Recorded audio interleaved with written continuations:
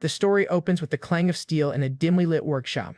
A young man named Arhan is trying to melt a sword in a forge, which keeps on glowing from the heat. With his eyes blazing with a mixture of fury and intense determination, he then opens his mouth and bites into the sword, which shatters it into pieces. This intense moment fades into a memory as he recalls a story his father often told him. As a child, his father stood him before a portrait of their ancestor, stressing the importance of their family's history. He explained that while they now live in a small village, their family status was unmatched 200 years ago, with pride of the legendary knights and righteous supervisors that came from their noble bloodline. The Karavan family was chosen by the sword, producing generations of powerful swordmasters. Because of this incredible legacy, they were hailed throughout the kingdom as the invincible protectors. Their name alone, Karavan, commanded the deepest respect. His father then placed a heavy burden on his young son's shoulders, declaring that one day, Arhan would become the head of the family. He instilled in the boy the absolute necessity of living with the pride of the Karavan family flowing through his veins. Arhan's singular mission in life was made clear. He was to regain the family's lost glory, and he was expected to restore their honor and stand tall once more as the protector of the land. This, his father declared while looking out over their humble village, was the sacred duty of the Karavans. One day, the adult Arhan sees things very differently as he works in the sun-drenched fields. He reflects that the heroic tales his father was so fond of telling him are probably nothing more than glorified tall tales. To him, it's a common story, disgraced nobles clinging to a fabricated past just to maintain a sliver of pride. However, he reasons that if the legends were true, they wouldn't be living as simple landlords in such a poor village, and he certainly wouldn't be spending his days happily doing farm work alongside the tenants. The simple, tangible reality of his life directly contradicts his family's grand stories. Sighing, he admits to himself that there are just too many holes in his father's stories, and he recalls the portrait of the family's founder, the very figure they all idolized. He notes that the founder, Liam Karavan, doesn't resemble him or his father in the slightest. Furthermore, the ancestral sword is impossibly sharp for its age, and most damningly, no history books even mention their family. After countless hours of research, he couldn't find a single mention of their alleged ancestor anywhere in the kingdom's records. Arhan comes to the only logical conclusion: the stories are just tales made up to give the descendants something to be proud of. Just then, his friend Kun snaps him out of his thoughts, calling him over from the fields. Kun cheerfully announces it's time for a snack break with warm bread, urging Arhan to hurry before it's all gone. He jokes that he'll eat it all himself, and playfully prods his friend until Arhan shouts for him to wait up. The other villagers chuckle, amused by the easygoing relationship they share with their kind young master. At this, Arhan reflects that so what if Karavan isn't a great family? Everyone here welcomes him. All that matters is that the people here welcome him as one of their own. And he loves this place and the chance to live a peaceful, simple life among them. This humble but happy community is the only version of Karavan he truly wants. He believed this simple peace would last forever. But his idyllic world was destined to be shattered by sudden, brutal bloodshed. At the time, he was completely unaware of the horror that was about to unfold. Later, after a day's work, Arhan announces he's riding to the market in the neighboring town. As the considerate lord he is, he offers to pick up anything the villagers might need while he's there. He even remembers that Kun has been craving fruit and offers to bring him some apples, much to his friend's delight. And he also remembers the birthday of a villager named Marino's youngest daughter, and promises to find her a pretty doll, which touches and surprises the woman. Arhan cheekily claims it's his duty as the future lord to know everything about his people. With warm farewells, the villagers wave goodbye as their beloved young master Arhan rides off. He is the picture of happiness, glad to be helping the people he cares for so deeply. But as the sun sets on the golden fields, a dark shadow is about to fall over the village. Meanwhile, the villagers praise Arhan, noting how kind and different he is from other nobles. But as they decide to finish up their work for the day, their peaceful evening comes to a violent end. Suddenly, without a sound or warning, Kun's head is sliced in half mid-sentence by an unseen attacker. Marino can only watch in absolute horror as Kun's body falls lifelessly to the ground. She screams Kun's name in shock, her face splattered with his blood as the massacre begins. Before she can even process what is happening, she too is mercilessly cut down. The once peaceful wheat field is instantly soaked in the blood of the innocent. A mysterious, white-haired man appears, making a chilling declaration: "This land must be erased." The terrified villagers can only stare at the sudden intruder, paralyzed by fear. One of them manages to stammer out, Who is he?" The man, a swordmaster, simply stands before them, the sole harbinger of their doom, and he calmly repeats his ominous decree. Then, in a single, blindingly fast attack, he slices through every last villager in the field. His face remains a mask of cold indifference amidst the carnage he has wrought. Walking away from the slaughter, he finishes his statement, "Must be erased." When Arhan returns later that night, the gifts he bought for his friends drop from his hands in shock. The fresh apples and the pretty doll land on the blood-soaked ground beside the lifeless bodies of his people. Trembling, he can barely whisper the word "everyone" as he takes in the horrifying scene. He stands alone in the field of death, unable to comprehend why they have all been slaughtered. Suddenly, the family's butler, grievously wounded himself, appears from behind and covers Arhan's eyes. The loyal servant holds him tight, weeping as he begs the young master not to look at the gruesome sight. In a daze, Arhan calls out to him, confused and utterly terrified. The butler, still crying, confirms the nightmare is real, lamenting that all the villagers are dead. As the horrifying reality of the massacre sets in, Arhan finally breaks down in tears. The butler gravely explains that an enemy came for them specifically. The attacker's motive was terrifyingly clear. He came with the message that the caravans must be erased. In a horrifying display of power, the entire massacre took only 10 minutes, and describes how a man appeared without warning, wielding his blade with absolute cold indifference. And in that short, brutal span of time, the mysterious attacker took the lives of half the villagers. His power was so immense that he tore through the village itself, leaving nothing but ruin. And the Swordmaster simply walked calmly through the destruction without a second thought. When questioned, the attacker's only justification for the slaughter was simple and chilling: he is just following orders. And just like that, the butler explains, half of caravan fell, erased without a trace by a single man. The village is utterly destroyed by the disaster that is a single Swordmaster. Under the cold light of the moon, the caravan mansion stands silent. Inside, Arhan and his butler are met with a horrific and unexpected scene of slaughter. Our guy stands frozen amidst the bodies of his friends and servants. He gasps, his mind struggling to comprehend the massacre that is unfolded before him. All of his servants and people are brutally slaughtered. Overwhelmed by the horror, he collapses, letting out a scream of pure anguish. Yet, in his despair, he hears a familiar voice calling his name. He looks up to see his mother, a single glimmer of hope in the darkness. She rushes toward him, pulling him close in a desperate attempt to shield him from the horror, and pulls him into a tight embrace, weeping with relief that he is safe. For a fleeting moment, the warmth of his mother's hug provides a sense of security. But as he looks up, that comforting reality begins to crumble, as he sees his brutally wounded father before him, who cannot even walk. His broken and blood-stained father can only ask, why? However, the massacre was only the beginning of the tragedy that would befall the caravan family. Arhan recounts how the mysterious Swordmaster spared his parents after wiping out half their territory. The man delivers a chilling ultimatum: he will return in 1 month, and commands them to abandon their home if they wish to live. Arhan's parents are left to question why this fate has befallen them. His father, clutching his sword, cannot comprehend the reason for the attack, and screams at the departing figure, demanding to know what crime they have committed. But his question of why is met with only cold silence. The Swordmaster simply states that his purpose is not his own, and he is merely following orders. With those incomprehensible words, the man leaves and the surviving villagers begin to flee. In a mass exodus, they pack their belongings and leave their homes behind, but for the caravan family, leaving is not an option. Arhan's father is completely crushed by the weight of his responsibility as lord. He descends into madness, clinging to the glorious past of his family and raving about being a great knight.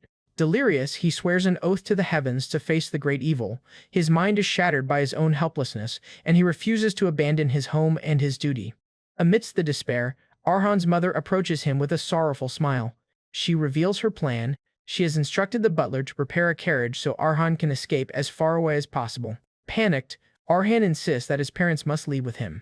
But his mother explains that his father, as the Lord of Caravan, is honor-bound to stay and face the enemy.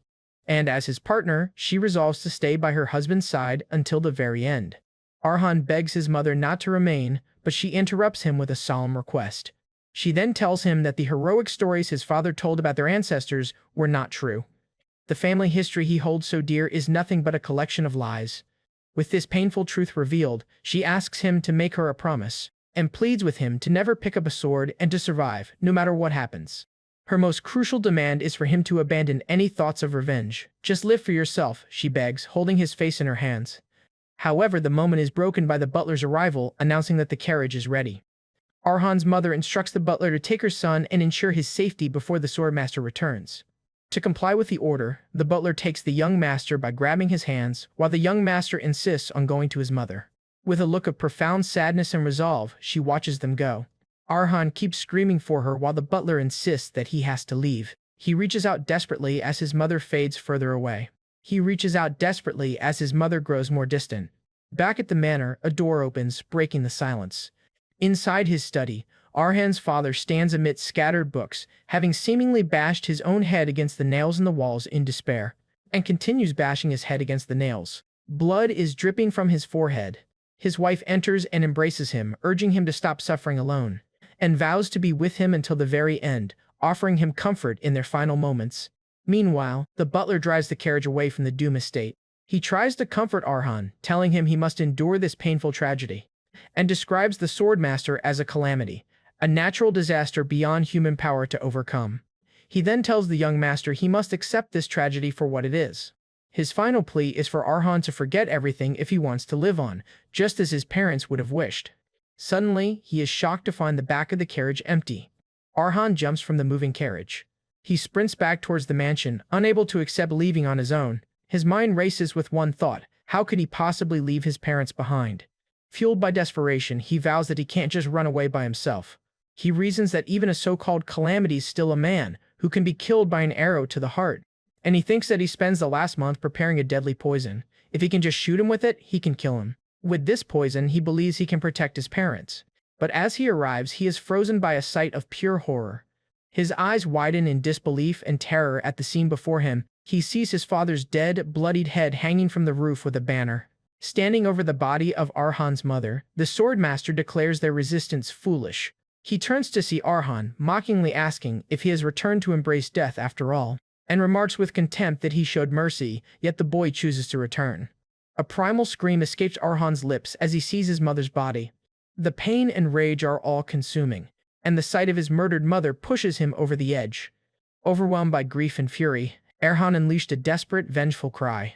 Blinded by rage, he screamed, "I'll kill you, die." But before he can shoot, he feels an intense fear of his head being cut off. However, it was just his imagination. He drops his crossbow and falls on his knees. Fear of getting his head cut off cripples him.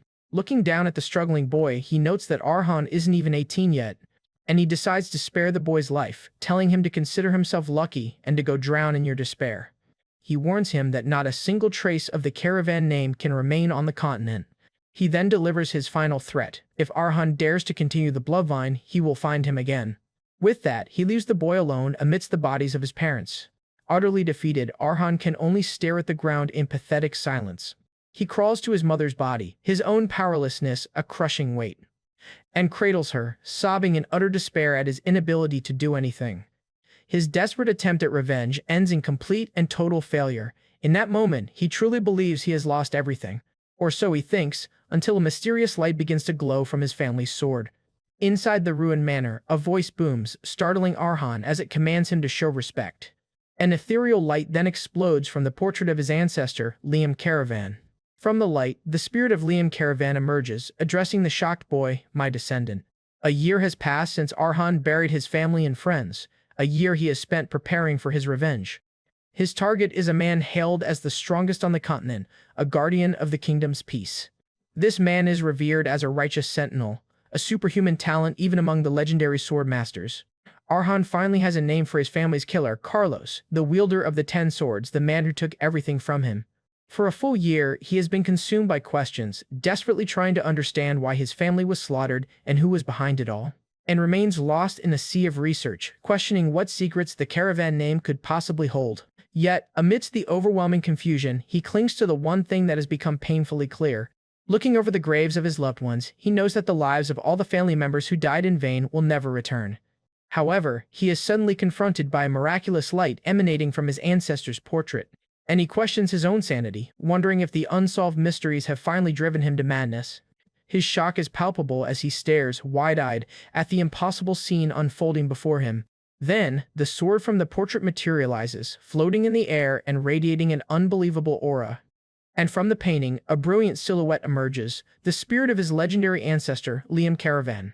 A powerful voice booms from the light, chastising Arhan and commanding him to show some respect. The spirit formally introduces himself as Arhan Karavan, founder of their house. Arhan is stunned into silence, realizing the ancestor he dismissed as a mere legend is now standing right in front of him. The surreal atmosphere is punctuated by the sound of rain beginning to fall outside. He desperately tries to rationalize the situation, recalling that severe mental shock can cause hallucinations. With his fists clenched, he struggles against the rising panic and disbelief. Despite his doubts, however, he acknowledges that he can't simply dismiss the powerful presence before him. The spirit of Liam calmly observes his descendant, sensing the young man's wavering mind, and challenges Arhan, asking if he is afraid of going mad, or if he is simply stunned that an ancestor he deemed fantasy is now real. Arhan cautiously asks if the spirit is truly the founder of the Caravan family. That is, Arhan Karavan, the strongest swordmaster in history. Letting out a year of pent-up anguish, he demands to know why the legendary hero is only appearing now. His frustration erupts into a desperate shout, questioning the timing of this miraculous intervention. With his eyes glowing in fury, he screams at his ancestor for appearing only after everything had been lost.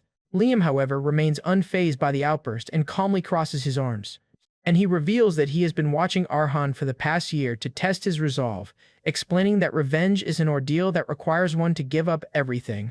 Liam recounts observing the young man's pathetic yet relentless training. He saw the obsession firsthand, noting that his descendant never let go of his sword, not even for a single day. And crucially, he confirms that Arhan's will for revenge has never once wavered. With the test complete, Liam explains that the answer to Arhan's question, "Why now?" is simple. It is because the hatred in the young man's eyes has finally reached the profound depth that Liam desired. Furthermore, he adds that his own patience has run out and his murderous intent can no longer be contained. The spirit's aura turns menacing as he reveals his own rage toward the one who slaughtered his descendants and despoiled his land. He reminds Arhan of an unbreakable rule on the continent: only a swordmaster can kill another swordmaster. And he acknowledges his descendant's stubborn training, knowing the boy understands this rule and is vowing revenge nonetheless. However, he delivers a harsh truth: training alone, he could try for a lifetime and never reach his target. Liam explains that a swordmaster is a transcendent being, their skill far beyond the limits of humanity or even so-called geniuses. And Carlos, their enemy, stands above even other swordmasters as a transcendent being of immense power. Liam admits that even during his own time, an age of war, only a handful of warriors were as skilled as Carlos. The crushing reality sets in as his ancestor states that no one in the current generation can kill Carlos, who will only become stronger.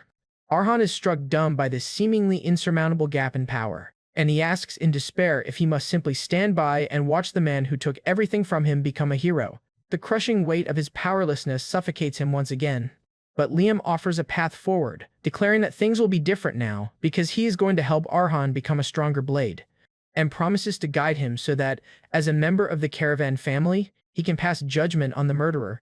He then declares there is only one path that a caravan can take to achieve this. With a grim smile, he offers a bizarre command: "Eat my sword, descendant of the steel-blooded." Arhan is left utterly baffled by his ancestor's strange and impossible instruction. The scene now shifts to the present, revealing a hidden forge within the estate lined with weapons. As if by magic, the forge's fire roars to life. Liam's sword is thrust into the flames, heating until it glows cherry red. Liam then begins to unveil their family's greatest secret, revealing that the Caravan bloodline is a mix of human and dwarven blood. Arhan is stunned by the revelation of his hidden heritage. As the sword glows brighter in the forge, Liam continues his story.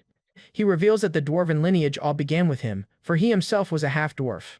Though they do not show the physical traits, he explains that their dwarven blood passes down a special ability. The unique power of the Caravan family is the ability to consume swords, thereby absorbing the memories and skills of their wielders. This bizarre inheritance is the secret behind how their family has produced swordmasters for generations. Indeed, the ability to eat swords is the true source of their family's legendary power. Arhan finds the notion of inheriting power by eating swords utterly bizarre and struggles to process it. Though the stories seem absurd, adding to his confusion, he still holds on to the sword. Realizing he has no other option, he decides he doesn't have the luxury to hesitate. With newfound determination, he looks his ancestor in the eye and demands to know how to consume the sword. Liam's method is terrifyingly simple: heat the blade until it is soft enough, and then swallow it, a command Arhan meets with grim resolve. With the red-hot blade inches from his face, his eyes reflect a mixture of terror and determination. He questions if this is all just a nightmare or a trick, but knows he has to take this chance. Driven by this sliver of hope for revenge, his desperation overshadows his fear. With a defiant roar, he declares he will do it, and brings the molten sword to his lips. He bites down on the scorching hot steel, shattering the tip with a single desperate crunch. Arhan chokes, the searing metal burning its way down his throat. His body twitches in pain. Engulfed in a fiery aura, he lets out a blood-curdling scream as the power of the sword overtakes him. The raw energy erupts from his body in a massive, blinding flash. The remaining piece of Liam's sword clatters to the floor. He collapses to the ground, grabbing his throat as the hard pieces of the sword force their way down, searing with pain. He then writhes on the ground, overwhelmed by excruciating full-body agony. Clutching his throat, Arhan gasps for air through the searing pain. The morning after Arhan's ordeal, the sun rises peacefully over the caravan estate, a stark contrast to the darkness within. Suddenly, Arhan jolts awake with a scream, the phantom pain of consuming his ancestor's sword still fresh in his mind. Gasping for air, he realizes with a start that he is alive. He checks himself over, astonished to find not a single wound on his body despite the vivid memory of the agonizing process. The entire experience was so surreal that for a moment he almost believed it was all just a nightmare. However, the sight of the sword's hilt lying on the ground serves as undeniable proof that his ordeal was very real. Just then, the spirit of Liam Caravan materializes, commending his descendants' admirable mental fortitude. But Liam's praise is short-lived as he immediately follows up with a harsh critique of Arhan's hopelessly weak body, and explains that even among his direct ancestors, many couldn't withstand the searing pain of consumption and simply gave up. Now that Arhan has passed the test, Liam confirms that all the legends his father told him about the Caravan family are true. Arhan stares, finally convinced that his ancestor's spirit is no mere hallucination. Accepting the reality of the situation, he formally presents himself to his ancestor. With due respect, he kneels and greets him as the progenitor of the Caravan line. Liam laughs heartily, instructing his young descendant to dispense with the formalities and simply call him Master. Arhan readily agrees, acknowledging his new teacher. Eagerly, he then asks if this means he has successfully inherited his master's great power. And he recalls Liam's promise that he could gain power by consuming swords. However, he is perplexed, admitting that despite the excruciating process, he doesn't feel like much has changed. At this, Liam awkwardly clears his throat and explains there's a problem and it's not with him, but with Arhan. Confused, Arhan asks his master what he could possibly mean. Liam explains that his original plan was for Arhan to consume his sword and instantly be raised to the level of a Swordmaster, but unfortunately, due to the Caravan bloodline thinning over generations, his innate ability to digest a sword's power has weakened considerably. His master delivers the bad news. In his current state, it's impossible for him to fully digest the essence of a sword as powerful as Liam's. As if to illustrate his point, a core of swirling blue energy appears in Arhan's chest, the undigested power from the sword. Arhan processes this new, unexpected limitation. Yet instead of despairing, he calmly accepts the situation, stating that if his master says it's true, then it must be so. Liam is taken aback by his descendant's surprisingly placid reaction. Arhan then explains that he was already well aware of his body's weakness, so while the result is disappointing, it's not entirely unexpected. And optimistically points out that his master said it was impossible in his current state, implying it's possible in the future. With a look of sheer determination, Arhan concludes that he just needs to start with a sword he can handle and work his way up. A slow smile spreads across Liam's face, deeply impressed by his descendant's insight. He praises him, noting that the young man already possesses the sharp intuition of a true swordmaster. To begin, Liam advises that the more worn out and handled a sword is, the better it will be for him to consume. He then guides Arhan to a vast wasteland piled high with the refuse of old battles, a perfect place to find a shabby weapon. Liam stands with Arhan before the mountain of scrap, promising to pick out the perfect starter sword for him. Looking over the gloomy landscape, Liam jokes that it's the kind of place a necromancer would love. At this, our guy explains that this is a dumping ground for everything from worthless scrap metal to unusable weapons, and tells his master that there's no more suitable place to find a sword that meets his conditions, and Liam agrees it's a good start. The sight brings back memories for Liam, who recalls that he too began by devouring swords on bloody battlefields. He reminisces about consuming the weapons of the fallen, swords from dead soldiers, axes caked in blood, and shattered spears. Arhan listens intently, understanding the grim path his ancestor walked. Liam explains that he did it all for one simple reason: to grow stronger and survive. The vast junkyard serves as a powerful reminder of the harsh beginnings from which his power grew. He then describes a past filled with endless clashes where people fought desperately to guard the sparks of their lives. His ancestor speaks of the battlefield's truth. In the midst of countless struggles, most lives are simply extinguished without a trace. However, he continues, a select few manage to leave behind a single, dazzling point of light. As if summoned by his words, a faint light begins to shine from within a pile of wreckage. Liam's eyes narrow with focus as he spots the source of the light, declaring, he has found it. He points toward a specific spot in the debris, directing his young descendant to the target. The object is a simple, unadorned training sword, which Liam proclaims is the one Arhan must devour as his second sword. 1 month passes and a band of thieves arrives at the caravan mansion, noting that the entire village appears to be abandoned, just as they'd heard. As they cautiously enter the estate, one of them nervously wonders if a warlock once used it for dark experiments. However, the group's leader dismisses the idea, reasoning that if a warlock lived there, they would have been killed the moment they stepped inside. Instead, they figure the mansion is likely just a hideout for a fallen noble. Despite its abandoned state, the bandits can still smell the lingering scent of wealth. 2 of the thugs celebrate their good fortune, believing the job will be an easy score with no one around. Suddenly, one of the men freezes, realizing something is out of place. He discovers a wardrobe and lecherously assumes a noble's daughter must be living there. He then pulls out a freshly laundered dress, confirming for the others that someone is indeed still in residence. After that, he inhales its scent with a creepy grin. One of them begins to get excited, suggesting that if they play their cards right, they might have some fun. As the ruffians get rowdier, demanding to see a portrait of the lady of the house, their boisterousness is cut short. A calm, authoritative voice echoes through the hall, commanding them, stop. From a darkened doorway, Arhan Karavan, the young lord of the manor, emerges. He coldly informs the intruders that his mother cherished tidiness and orders them to put down her belongings. Stepping into the light with a stern expression, he suggests they all have a conversation. The bandits are stunned into silence, surprised by the sudden appearance of the young man. They quickly size him up, while one of them mutters his disappointment that it's a boy and not a woman. Arhan calmly asks the men if they came seeking food or simply a place to stay. He then offers them an out, stating he's willing to accept them as guests if their intentions are benign. The bandit leader just scoffs at the offer, mockingly asking the young lord if he's lost his mind, and insults him further, sneering that nobles like him must not have any common sense. He advances menacingly, telling Arhan he should have stayed hidden instead of crawling out to make a fuss. Arhan remains perfectly still, closing his eyes as if bored by the man's threats.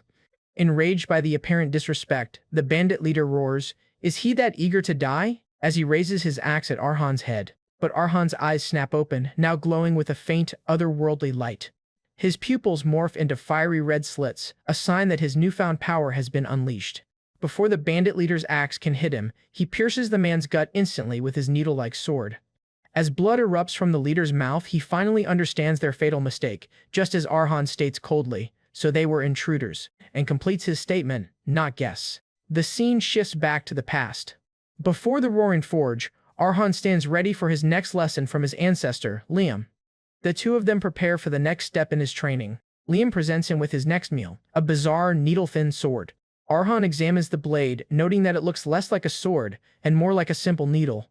He voices his concern that the fragile weapon might snap, but his ancestor assures him this is by design. However, the spirit explains that this sword was never meant for conventional slashing or crushing. Instead, it's a specialized weapon forged for a single, deadly purpose. In a life-or-death battle, its design is for one thing only, piercing an enemy's vital points. It's meant to deliver a swift and decisive end to a foe's life with a single, precise strike, and declares that this is a sword meant only to thrust. Bewildered, Arhan questions the utility of a sword designed exclusively for thrusting. Ever perceptive, Liam correctly guesses that his descendant is wondering why one wouldn't just use a spear instead. And that question is not without merit. However, he tells him that the memories dwelling within that sword are the most useful thing for Arhan's weak and fragile body. To illustrate his point, he then reveals a staggering fact about the sword's history. Its previous owner, before her death, single-handedly used it to end the lives of over 2,000 enemies. More shocking still, this legendary warrior was a woman with a body even more slender than his own. He instructs him to show the weapon the respect it has earned, and to consume it with gratitude for the power and experience it holds. Resolute, Arhan steps toward the forge, ready to consume the blade and its history. As he heats the sword, Liam warns him that while its sins are light, the life it carries is immeasurably heavy. His ancestor promises that Arhan has much to gain from inheriting the memories of the woman who once wielded this rapier. As the sword is consumed, he is flooded with memories of its previous owner, starting with the image of a burning mansion. It's a memory of a massive fire that consumed everything. And he sees a young girl named Mary, barely 10 years old, waking up covered in bandages and scars.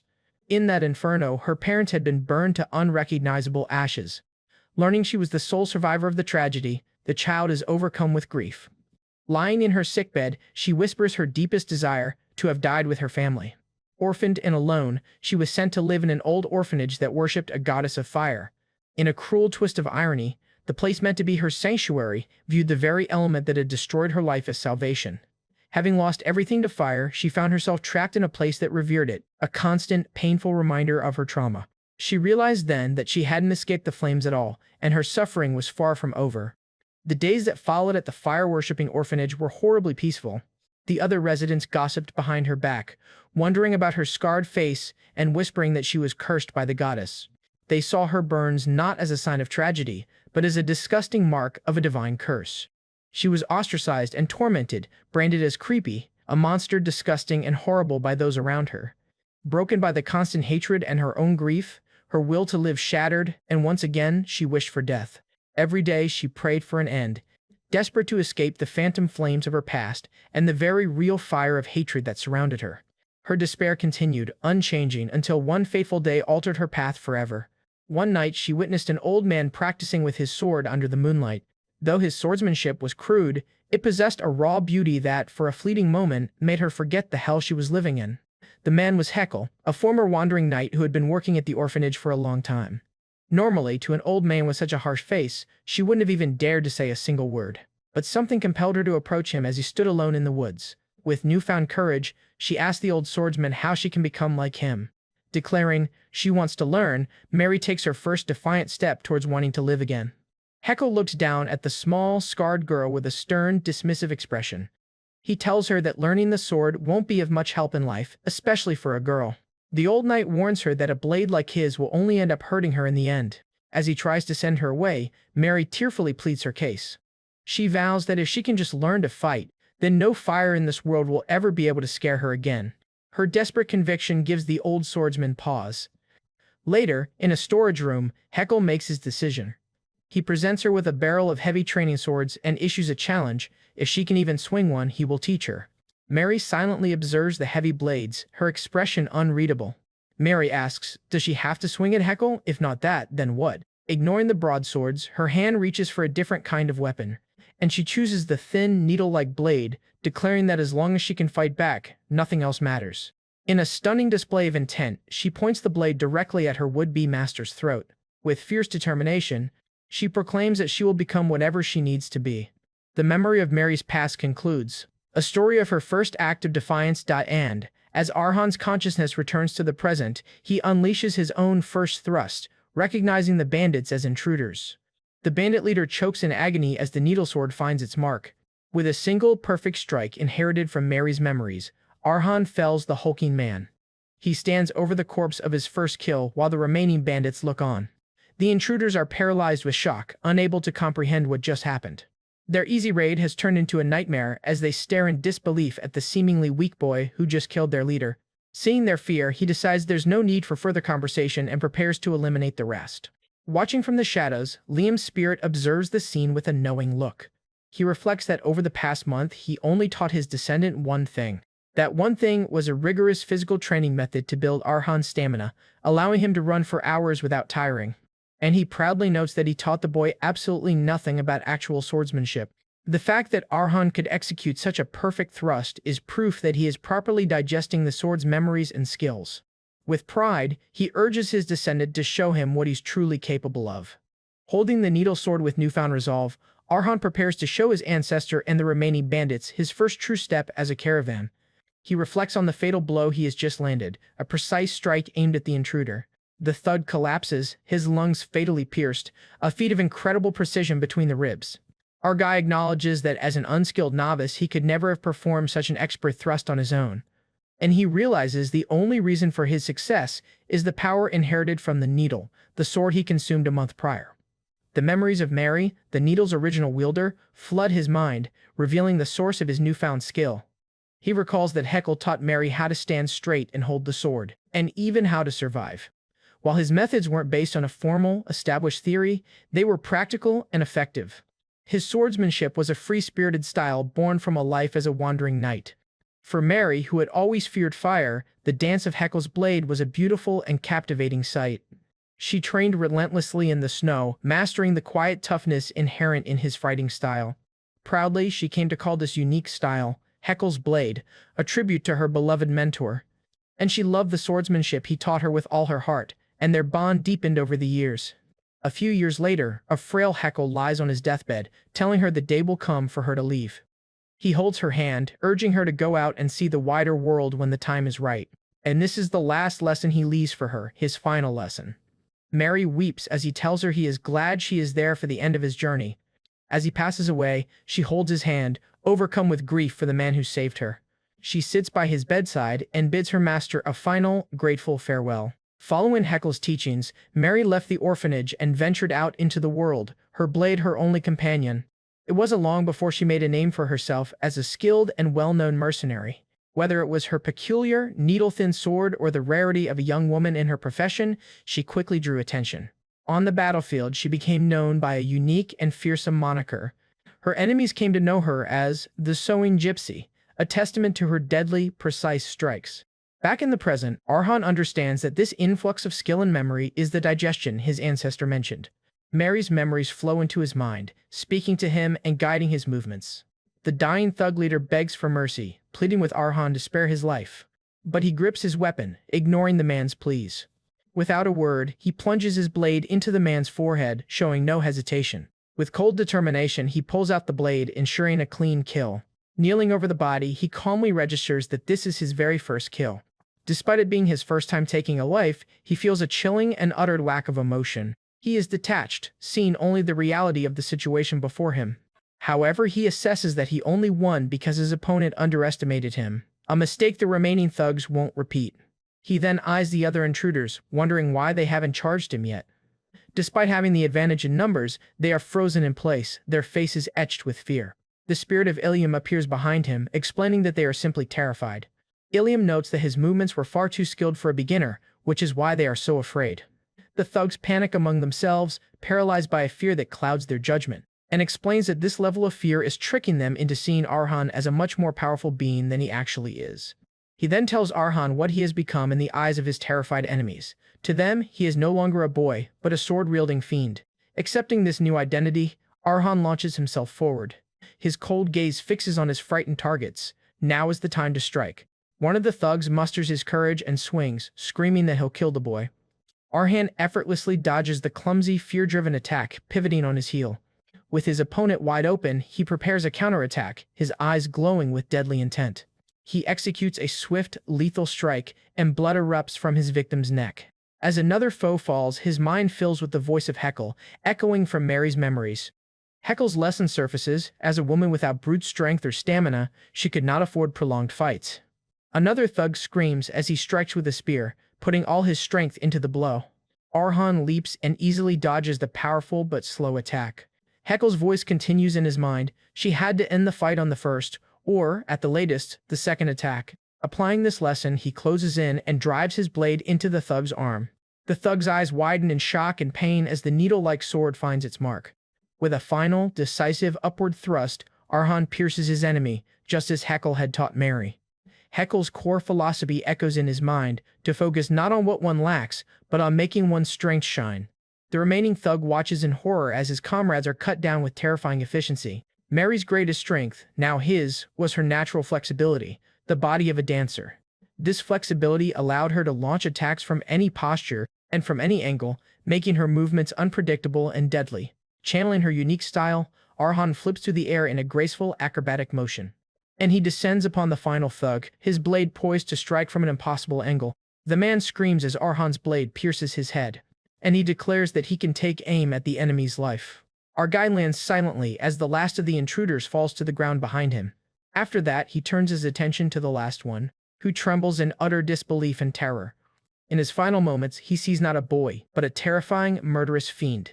Under the pale moonlight, Arhan finishes his grim task. After burying the bodies of the thugs he killed, he is confronted by his ancestor.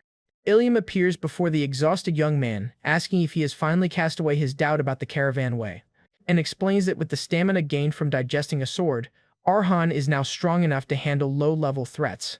Just then he confidently states that 4 untrained thugs are opponents he can now easily handle alone. He proudly proclaims that a caravan, when faced with a life-or-death battle, only grows stronger. Arhan realizes with a jolt that everything his master has told him about their power is true. He remembers that as the fight progressed, his body grew more flexible, and the memories of the swordswoman Mary became crystal clear.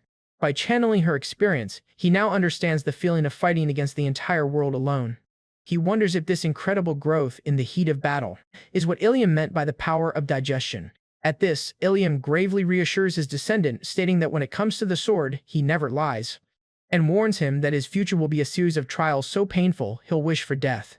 His warning intensifies, promising that future hardships will make today's battle feel like a blessing. Despite the grim forecast, he asks if Arhan is still willing to walk this arduous path. Arhan clenches his fist, his resolve unshaken, declaring that any path is worth it if it leads to Carlos's throat. With unwavering determination, he accepts his fate and fully embraces Ilium as his master. But his confidence is immediately shattered as he finds himself in a new, terrifying situation. Gasping for air as he clings to a sheer cliff face, he begins to question if this is truly the right path. His new training regimen, a brutal free climb up a massive cliff, pushes him to his absolute limit. As rocks crumble beneath his grip, he struggles up the desolate, towering cliff. Clinging precariously to the cliffside, his resolve wavers, as he once again questions his master's methods. Ilium appears beside him, chiding him for letting doubt return so soon after his declaration. However, he concedes that Arhan's tendency to question everything has been a strength of his since childhood. While acknowledging it as a strength, he notes that it is a trait they will eventually need to address. However, Ilium decides to answer his unspoken question about the purpose of this training. He begins his lesson explaining the first 2 ranks, the sword beginner and the talented swordwalker. He continues describing the sword runner, a linchpin of the battlefield, and the sword expert, a hero who can turn the tide of battle alone. Above them all is a rank that reigns supreme over all swordsmen. This final stage is a being so powerful they are revered as a god. A legion of knights kneels before the might of such a being. This ultimate state, the achievement of the mind sword, is known as a swordmaster. Ilium then poses a question to his descendant. Among these ranks, where does he believe he belongs? Arhan smirks, admitting that while a bold answer is expected, he knows his own level all too well, and explains that the prerequisite to becoming a swordmaster is wielding mana, which requires a vessel, a second heart called a mana heart. Since he has yet to form a mana heart, he humbly admits he doesn't even qualify as a beginner, impressing Ilium with his self-awareness. Ilium confirms his assessment, calling him a novice among novices, and reveals that this training is to bring him to the beginner level. Arhan is stunned to learn that this life-threatening climb is just to form a mana heart. He yells in disbelief, questioning why he is risking death just to form one. Clinging on for dear life, he can't comprehend why they are taking such a dangerous route for this basic step. He argues that in the current era, one can simply drink an alchemist potion to achieve the same result. Alternatively, a walker-level knight can infuse a person with mana to awaken their senses and form a mana heart. He then points out the method is so simple that even noble ladies who only learn self-defense can easily form one. Frustrated, he demands to know why they are sticking to this archaic and dangerous method instead of taking the easy path. The sheer absurdity of his life-threatening training for such a common goal leaves him utterly bewildered. Ilium calmly agrees that forming a mana heart isn't difficult and that the normal methods would work. However, he explains, the blood of caravans is imbued with the unyielding power of steel, requiring an equally tough vessel. His ancestor reveals that an ordinary heart will not suffice for a caravan, as it can only reach the level of a human. To truly reach the level of a swordmaster, he insists, a caravan must have one thing, an essential component that can clash with the world itself and remain unscratched, a heart of steel. And he declares there is only one way to forge such a powerful heart. The body must be endlessly pushed to the brink of death, forcing it to feel the need for a mana heart and create one on its own. This training is so grueling that even among Ilium's descendants, very few have ever completed it. The process is so painful and terrible that most either give up or perish. However, the few who endured to the very end became true swordmasters. Having explained the stakes and the reward, Ilium asks a collapsed Arhan if he's feeling motivated. A surge of determination flows through Arhan as he grips the rock. With a fierce grin, he declares that he's feeling more than a little motivated. Pleased with his descendants' resolve, Ilium smiles, reiterating that he never lies when it comes to the sword. He promises Arhan that the mana heart he forges through this trial will be different. The scene shifts to a different location under the full moon, the eastern village of Campbell in the Verdi region. Inside a local tavern, patrons whisper rumors about the eerie western village of Karavan. One man notes that no one has been seen there for a year, calling it a creepy place. A rumor is spreading that something resides in the village. This something is said to be dangerous, as all the ruffians who have ventured there have never returned. Theories about the disappearances range from monster waves to necromancers, but they all share one conclusion. The warning is clear. If you don't want to die, stay out of the western village. At another table, a mysterious masked man silently listens to the tavern gossip. Intrigued by the tale of a village where entry means death, the masked man puts down his drink.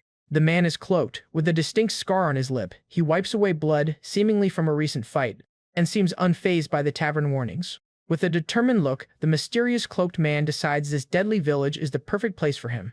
Arhan recalls the brutal month of training he just endured, which included grueling exercises like holding onto a cliff with only his left hand. Under his ancestor's spectral supervision, he dealt with any trespassers on the caravan estate, all while pushing his body to its absolute limit. He endured excruciating muscle pain from his physical training, pushing boulders even on days when it was a struggle just to lift his arm. Without missing a single day, he poured all his might into the grueling regimen laid out for him. He pushed forward with everything he had, determined to grow stronger. The strain is evident as he grips the rock face, sweat dripping from his fingers, and just like that, a month passed. He reflects on whether that absurd training was enough for him to form a mana heart. Sighing in disappointment, he admits to himself that unfortunately he did not succeed. However, as he looks down at his hand, he senses that something has changed. Despite his failure to form a mana heart, he knows a change is clearly taking place within him. It is a change in his very perception when he recalls his past fights with ruffians. One of the most significant changes is that his senses have become incredibly sharp. His eyes can now track incoming attacks with a newfound, supernatural clarity. During the battles, his senses are so sharp that he can effortlessly weave through a flurry of attacks. And he realizes it's not just his five senses like sight and hearing that have been enhanced. His judgment and concentration in combat situations have also improved dramatically. He's now able to perceive and dodge attacks from his blind spots with ease. And his overall combat ability has become incomparable to what it was before. He discovers that whenever he wields the needle and focuses intensely on a single point, for just a brief moment, the world around him warps. As he launches himself at an opponent, a strange phenomenon occurs. In this state of hyper-focus, it feels as if time itself has stopped for everyone but him. This perceived time dilation allows him to move and counterattack while his enemy is seemingly frozen in place. He easily dodges the swing, closing the distance as if in a stopped moment. His opponent's eyes widen in disbelief at his impossible speed. With surgical precision, his weapon finds its mark. His eyes remain cold and steady as he executes a series of lethal strikes. The opponent is struck in multiple vital points almost simultaneously. The man collapses, his life extinguished in an instant. Arhan understands that the difference between the him of the past and the him now is just one thing. The crucial change, the source of his newfound power, is that he can now feel mana. The needle, a weapon from a consumed sword, lies on the ground after the training session. The training grounds are littered with swords he has consumed, standing like tombstones in the dust. Our guy remarks on how astonishing it is that he achieved this state without even forming a mana heart or becoming a sword beginner. While acknowledging the power of the needle, he admits that his own rapid growth is truly remarkable. Arhan asks his master what kind of power he will possess when he finally reaches the next level. Liam calls his current abilities trivial, but agrees to explain the stages of power that await him. He explains that once Arhan forms a mana heart and becomes a sword beginner, he will begin to understand the true depths of power, and states that only then will he be on equal footing with the original owner of the needle. After becoming a beginner, the next step involves using a path from the mana heart to enhance one's physical abilities. This allows one to reach the realm of superhumans, a level known as a swordwalker. Liam sternly warns that despite it being the next stage, the power gap between a beginner and a swordwalker is vast. Arhan confirms that he understands.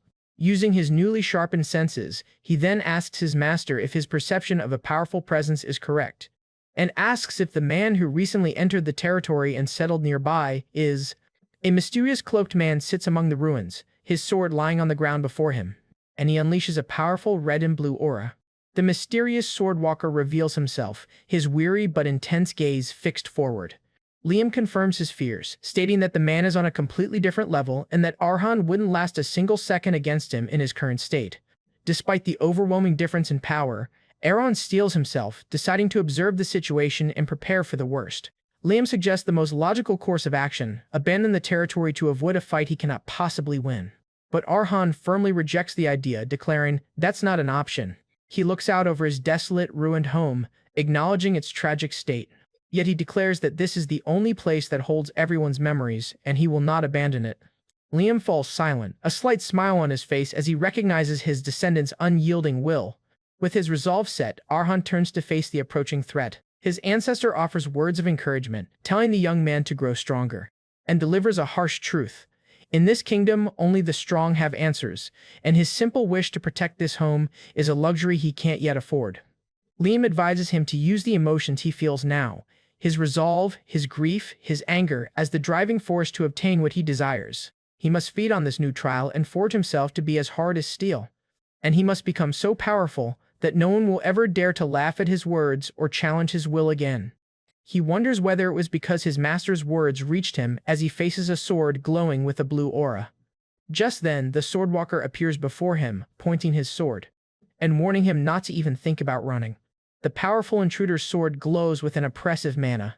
The Swordwalker delivers a chilling ultimatum: show me your back, and I will cut you down on the spot. Faced with an opponent far beyond his current abilities, Arhan realizes an unexpected and deadly trial has arrived. After a mysterious man took up residence in his desolate territory, Arhan began a new daily routine. And so, his days consisted of observing the strange man from afar as he moved through the ruined village. Through this constant surveillance, he learned a few things about the stranger's habits. For one, despite the abundance of empty houses, the man never touched a single item, respecting the property of the absent owners. And he lived a Spartan life, subsisting only on the few belongings he had brought with him. Arhan also noted that the man would often lose himself in thought while watching the sunset each day. At other times, he would go into the woods to pray, leading our protagonist to a single conclusion. Watching from the shadows, he whispered his deduction to himself: the mysterious guest seemed to be a knight. Liam's spirit agrees, identifying the man as a swordwalker who strictly adheres to rules and manners even when no one is watching. His ancestor notes that such inflexible people are rare, usually found only among the ranks of knights. At this, Arhan optimistically suggests that a knight who upholds justice might not be such a bad first neighbor to have. But Liam scoffs at his naivety, warning him that while knights pursue honor, it is misleading to call them righteous. He explains that a knight's honor is highly subjective, and ultimately defined by the one they have sworn loyalty to. Ultimately, he states, a knight's code is dictated by the will and wealth of their employer. With a harsh glint in his eye, the spirit prepares to teach Arhan the true, brutal meaning of the word knight. He defines them as nothing more than executioners who use honor as a pretext to exercise violence. And clad in expensive gear, they're simply enemies who are annoyingly difficult to kill. He then warns him not to be fooled by the title, but to instead observe and judge the man's true essence. And he reveals what he believes to be Arhan's most precious and unique talent: the ability to doubt. Taken aback, Arhan questions how doubting could possibly be considered a talent. Liam explains that even as a child, while pretending to listen to his father's legends, he was secretly investigating their truth. Even after gaining power, he wasn't intoxicated by it, instead using observation and a morbid sensitivity to find answers, just as he did with the bandits. His ancestor defines doubt as the refusal to be swayed by appearances, and the drive to use any means necessary to reach the truth. He then proclaims that those who cannot doubt will never be able to cross their own limits. With newfound understanding in his eyes, Arhan listens as Liam tells him this very trait is his true talent for the sword. He accepts the lesson, quietly saying, "Understood." Promising to keep his ancestor's words in mind, he turns his attention back to the praying swordwalker. It was time to put the lesson into practice. Despite all his observations, he had never fully let his guard down around the strange man. So, after determining the man was unlikely to be an intruder, Arhan decided to approach him slowly, and his goal was simple: to invite the man to be his neighbor. But his plan was about to be completely derailed. Before he can even speak, the swordwalker turns, revealing he was aware of his presence all along and warning him not to run. At this, our guy is sweating with fear. The swordwalker's blade glows with a menacing blue aura as he issues a dire warning. He warns Arhan that if he dares to show his back, he will be cut down on the spot. Gripping his rapier, our guy realizes his attempt at a peaceful introduction has gone completely sideways.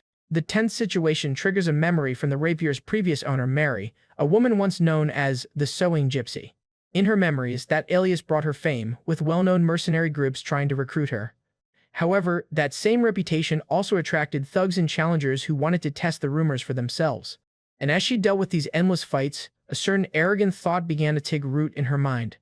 As she effortlessly defeated her opponents, she started to believe she was more than just a peculiar mercenary. With a confident smirk, she came to believe that she had become a truly strong swordswoman. However, the moment that shattered her arrogance, symbolized by the broken tip of her sword, was swift to arrive. A knight of the Red Hawks appeared before her, addressing her by her famous alias. He mockingly called her nickname fitting for such a feeble sword, belittling her pride. Her confidence evaporated as she stared up at the imposing, fully armored knight. With a single, effortless move, he grabbed her, dismissing her as nothing more than a lowly mercenary. He even sneered that if she weren't a woman, he'd have killed a bugs like her on the spot. And he declared that the only reason she survived was because of the Red Hawk Knight's rule against killing women and children. Tossing her aside, he told her to spend the rest of her life being grateful for their chivalry. In that moment of defeat, she felt the crushing weight of an immeasurable wall. It was the insurmountable wall that stood between a mercenary like her and a true knight. Back in the present, Arhan realizes that the knight who defeated Mary must have also reached the stage of the Swordwalker. He swallows nervously, understanding that the Mary in his memories was far stronger than he is now, yet she was still defeated in an instant. As the Swordwalker draws closer, Arhan is overcome with an overwhelming sense of death. This feeling of impending doom is even more vivid than when he hung from a cliff to train his senses. Yet, this immense pressure causes his heart to pound not with fear, but with a surge of newfound power. Instead of faltering, his very heart seems to grow stronger in the face of mortal danger. His eyes glow with a blue light as he realizes his perception has evolved, finally allowing him to see it. He can now perceive the realm of a superhuman, a power accessible only to those at the level of a swordwalker. And he can see the man's mana flowing outside his body like an aura, amplifying his every offense and defense. And in a flash of insight, he envisions his own immediate and absolute defeat. He now truly understands the overwhelming power gap represented by the Swordwalker's path. The Swordwalker finally speaks, questioning why he was being watched and mentioning the rumors of an attacker in the area. And he demands a valid reason for the surveillance, warning that he will be considered an enemy otherwise. Arhan calmly explains his reason. He was watching to determine if the man was a guest or an intruder. The knight responds, he finds that hard to understand. Be more specific. Arhan explains that he is a resident who was born and raised here, and recounts how a year ago his village was ruined and his neighbors vanished while he was away. The Swordwalker listens as he explains that barbarians have since invaded, threatening the village and his very life. Choosing his words carefully, he claims to have dealt with all previous intruders himself, conveniently omitting the details of his unique abilities. After that, he clarifies that he only observed from a distance because the knight's power was so immense that a careless approach would have meant certain death. He then explains his simple, two-pronged plan: invite him to be a neighbor if he was a guest, or devise a new strategy if he was an intruder. At this, the Swordwalker questions his resolve, asking if he was truly prepared to fight, despite knowing the massive difference in their skills. But Arhan stands his ground, declaring that this land holds a lifetime of memories and is too precious to simply abandon. The knight's stern expression breaks for a moment, clearly surprised by the young man's conviction. He acknowledges his deep connection to the land, quietly repeating the words, "A precious place." With a look of newfound understanding, the Swordwalker remarks that the young master has clearly endured great hardship. He agrees that if they are to be neighbors, it's time for him to state his own position, and he asks him to sheath his weapon so they can talk openly. With his face shadowed, Liam's voice echoes in his mind, reminding him that a heart of steel is forged only by endlessly pushing oneself to the brink of death. His ancestor's challenging question, "Are you feeling motivated yet?" replays in his memory, testing his resolve. And so, despite his desire for peace, Arhan apologizes and refuses to lower his sword. He explains that he can't fully trust the knight yet, and needs his weapon for self-defense. The Swordwalker points out the futility of this, stating that the small sword would be meaningless against him. Then he reveals his own dilemma: as a knight, being the first to sheathe his sword in a standoff would tarnish his honor. Arhan understands his code, but firmly states that he cannot back down either. The memory of kneeling in terror before Carlos flashes through his mind, a moment of ultimate surrender. With unwavering determination in his glowing eyes, he declares that he has sworn never again to kneel in fear and give up before a fight has even begun. The mysterious Swordwalker and Arhan stand facing each other at dawn, ready for their duel. The walker internally sizes up his opponent, noting the boy looks delicate enough to be mistaken for a girl. Yet, despite his slender build, he observes that the boy's body shows clear signs of grueling physical training.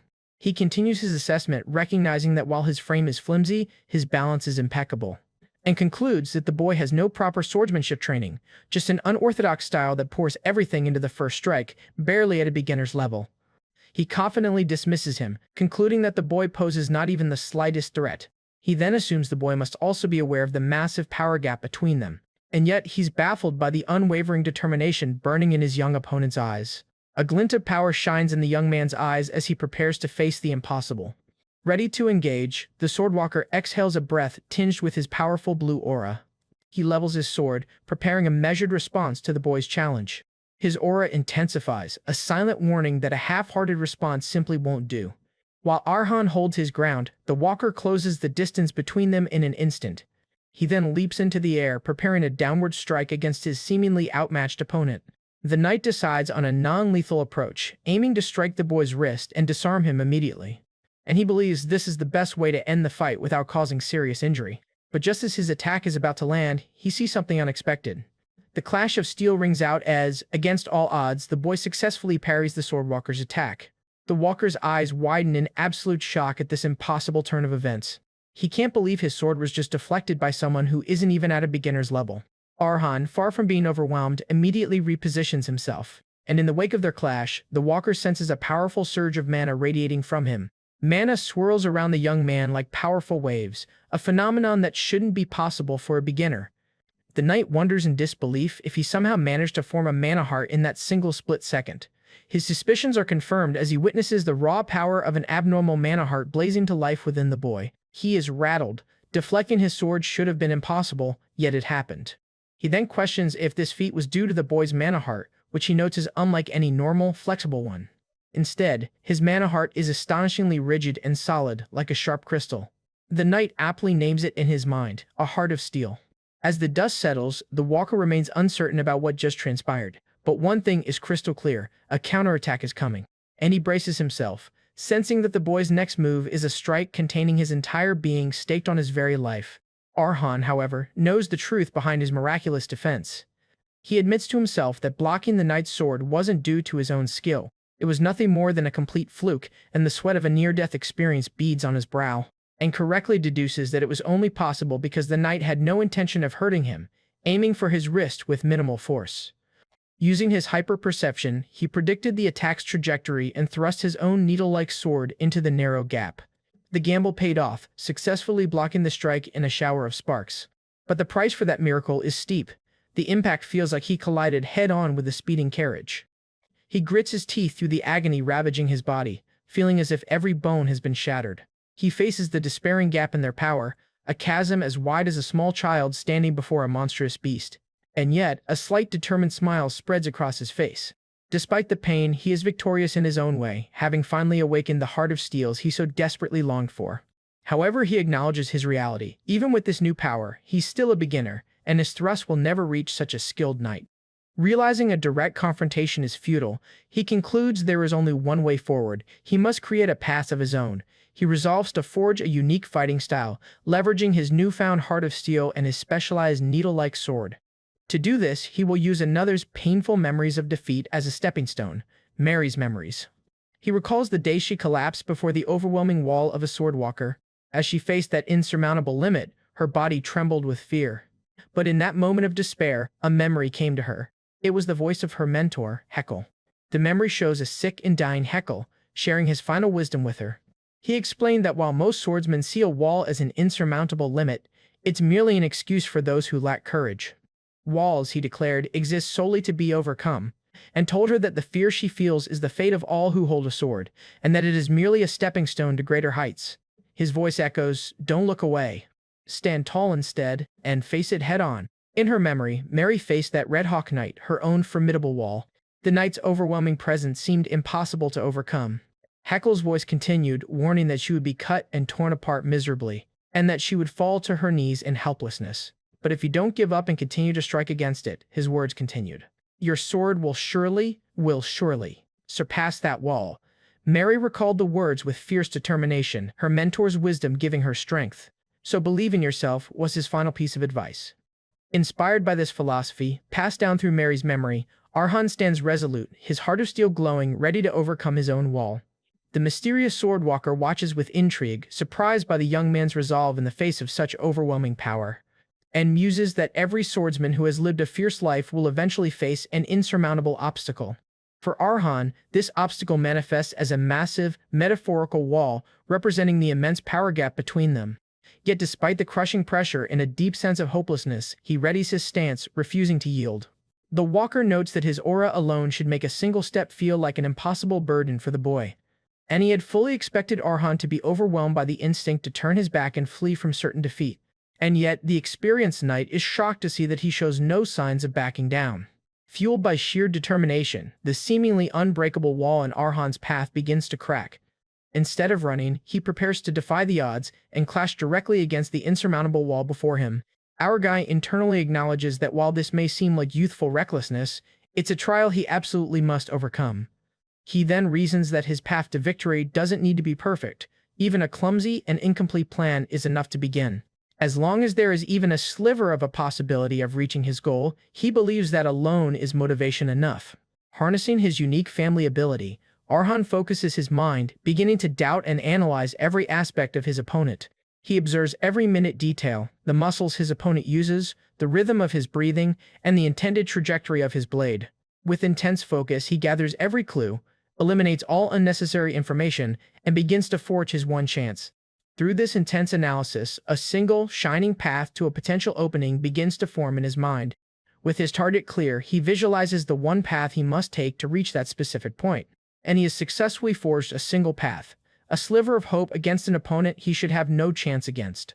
At this, the spirit of Liam smiles, saying, "That's a descendant to advance without yielding before any adversity," and proudly affirms that this indomitable spirit is precisely what it means to be a caravan. His ancestor's voice echoes in his mind, encouraging him not to fear shattering, and willingly throws his whole body into the trial and forges himself. He then urges his descendant to display this power for the world to see, the flow of the caravan's will. Channeling this newfound will, Arhan explodes forward, charging directly at the swordwalker. But as he runs, a flicker of memory surfaces, and he admits to himself that a part of him was deeply afraid. Suddenly, his consciousness is flooded with the memories of Mary, the needle's previous owner, as her will and emotions merge with his own. She relives her tragic past, understanding that being the sole survivor of the fire was only the beginning of her hardships, and he feels her despair, the days she couldn't look in a mirror, and the moments when even breathing felt like a burden. And through her pain, he comes to a profound realization about what she truly feared. It wasn't the fire she feared, but her own weakness, her tendency to constantly run away. Embracing her ultimate decision to stand and fight, Arhan resolves to push forward with an unwavering thrust. Just then he witnesses visions of all that she lost to the fire that consumed her world, her daily life, her family. He feels the crushing weight of her future being stolen from her by the tragedy. Now, he fully understands the world filled with fire that she had to navigate alone. Channeling her final conviction, Arhan screams, knowing there is only one answer to whether he will pierce through this wall. The only answer is action, a single, decisive thrust born of absolute resolve. Unified with her spirit, he is no longer afraid of the fire, the world, or the insurmountable odds before him. And he accepts that even if he collapses, even if he can't possibly win, he now has the strength to face his fate head-on. Without flinching, however, the mysterious swordwalker readies himself to meet the desperate, all-or-nothing charge. With grim determination, the two swordsmen rush toward each other for the decisive clash. In a blur of motion, his rapier meets the swordwalker's powerful blade. The two weapons are about to collide with immense force. A deafening clang rings out as steel crashes against steel. The overwhelming power difference is made clear as his rapier shatters into dozens of pieces. The remnants of the broken blade spin through the air. In his mind, he hears Mary's spirit speaking to her deceased mentor, Heckle. She tells him that she followed his advice and finally ventured out into the world. A brief memory of a peaceful night sky fills his vision. Her memory recalls the two things Heckle left her, his teachings and the single needle she wielded, and she reflects on how she became free like him, yearning for the life of a wanderer. However, with a hint of sorrow, she questions if she ever truly lived that life.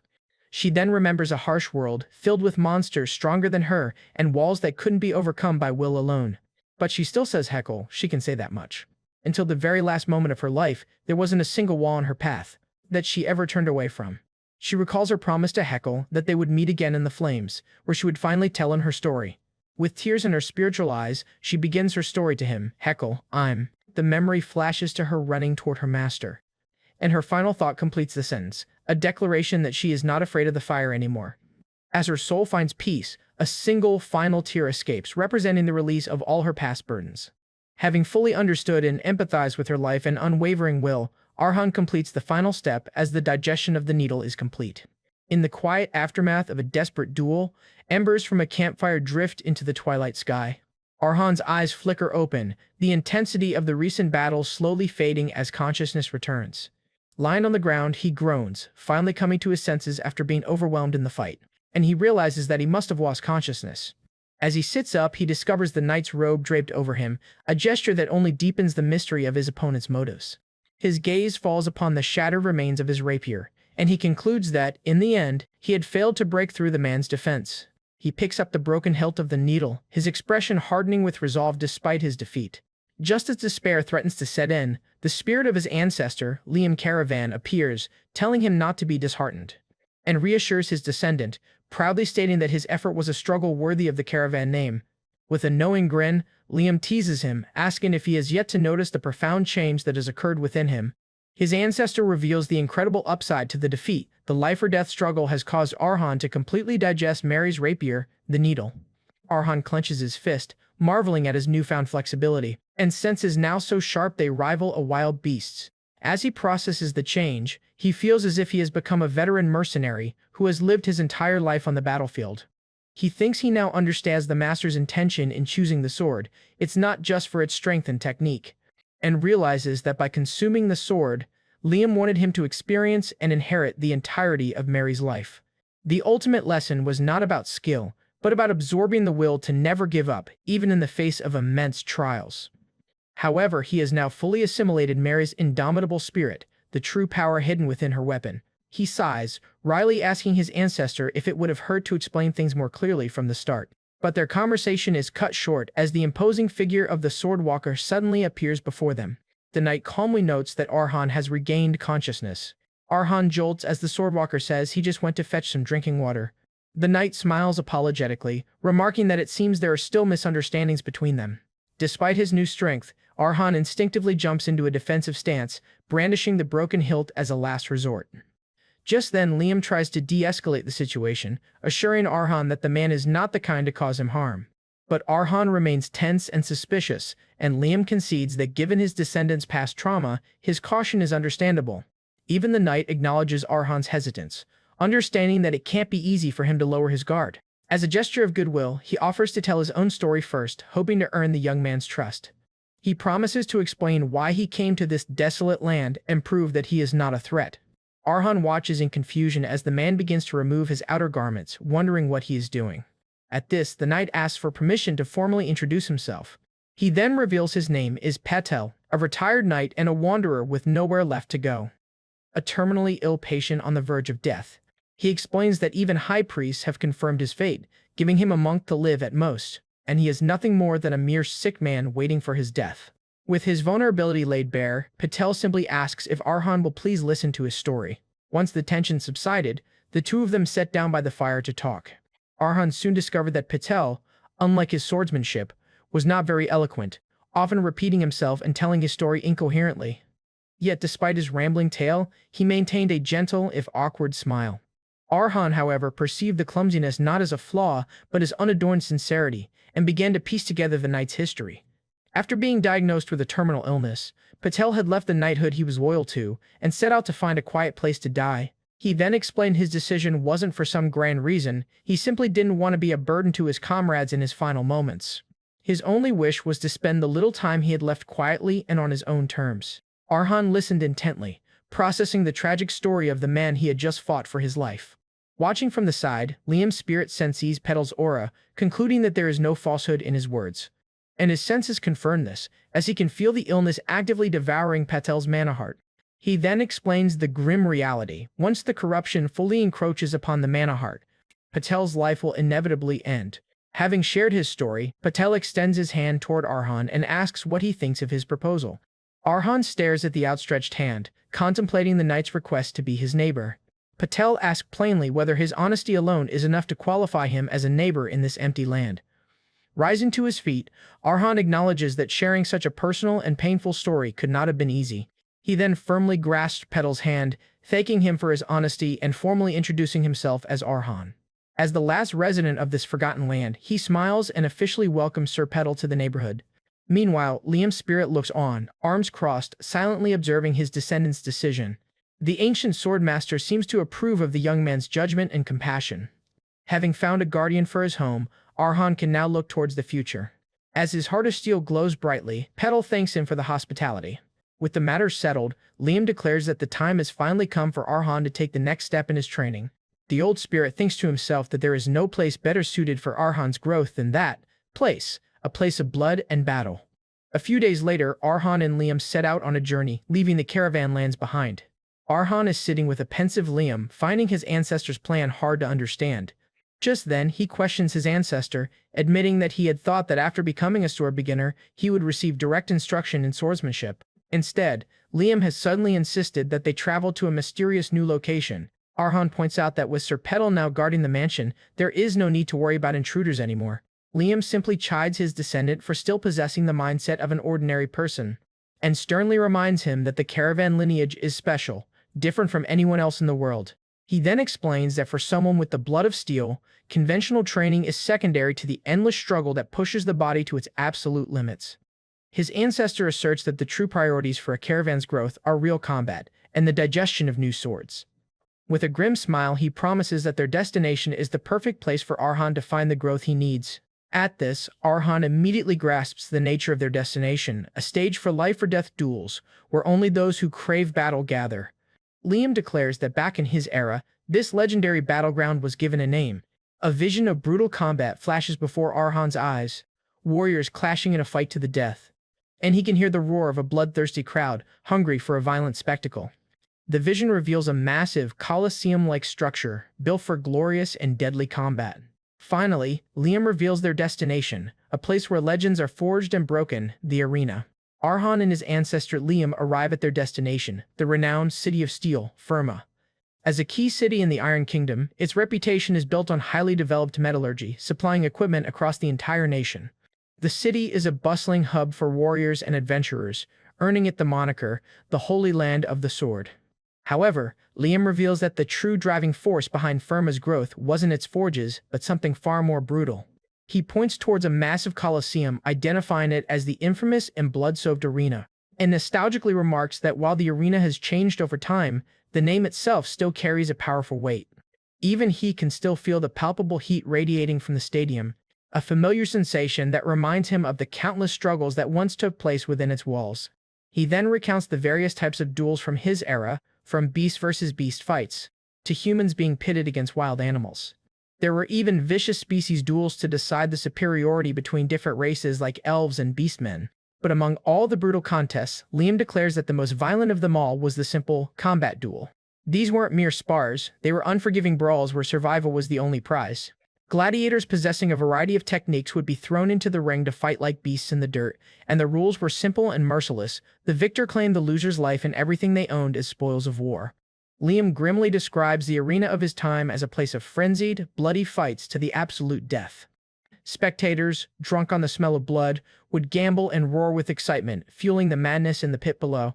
With a dramatic flourish, he proclaims that this is the true nature of Firma, a city of madness built upon the blood spilled by its gladiators.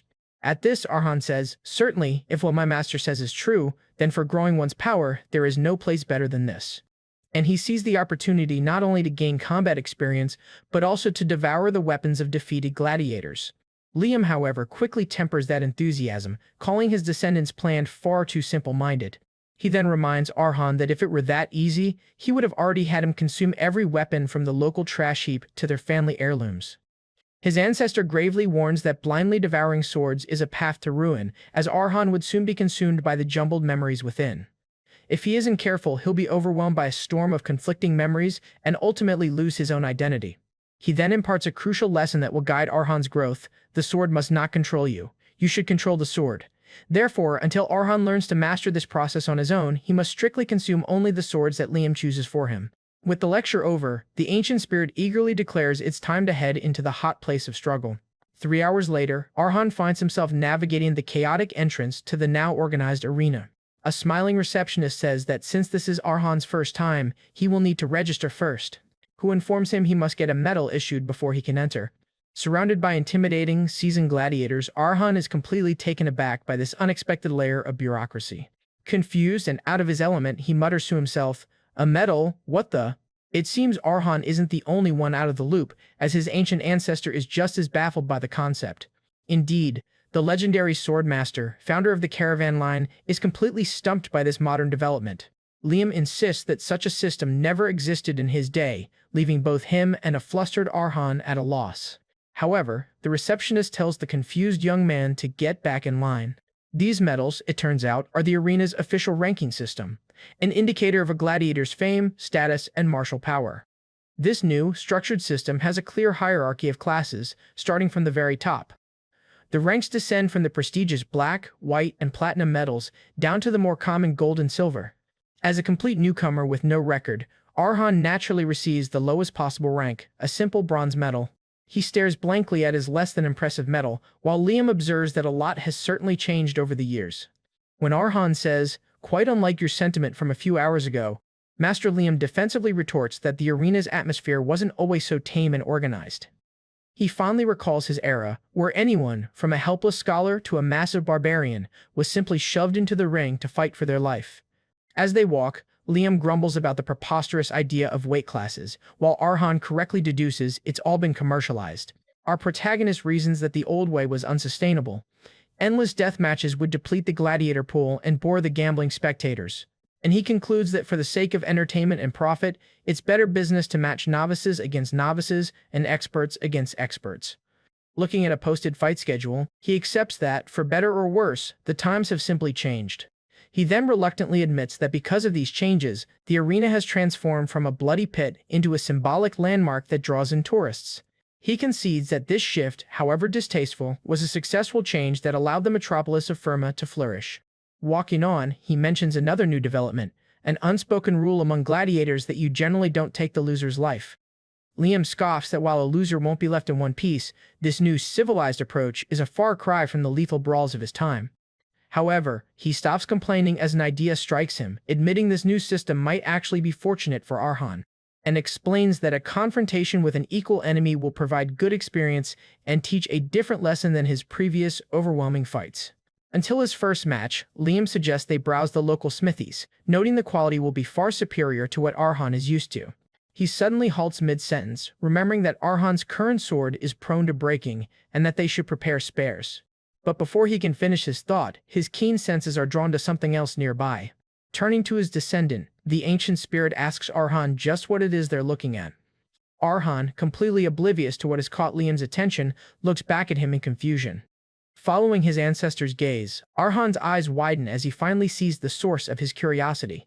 Before them stands a long, ornate wall with dozens of unique and legendary weapons displayed in individual niches. Arhan stares in wonder at the beautifully crafted armaments, each one a work of art. He wonders aloud why so many weapons are being displayed in the middle of the street like monuments. Lost in thought, our protagonist is startled when a man suddenly appears behind him and speaks. An older gentleman with a monocle chuckles, correctly guessing that this is the young man's first time seeing the Hall of Fame. Arhan turns to face the well-dressed and polite stranger. The man introduces himself as Tom, the manager of the hall, and graciously offers to explain the display. Caught off guard by the formal introduction, Arhan hesitates for a moment before responding. Beside him, Liam's spirit studies the manager with a calculating and thoughtful expression. Composing himself, Arhan introduces himself by name and gratefully accepts Tom's offer for an explanation. Tom explains that the armaments on display belong to legendary gladiators who achieved outstanding accomplishments in the arena's past, and clarifies that the weapons are now old and worn, having lost their function as tools of combat, but they are displayed to honor their fighting spirit. As Arhan quietly takes in the information, Tom kindly offers to answer any other questions he might have. The manager adds that sharing the history of this glorified place is one of his small joys in life.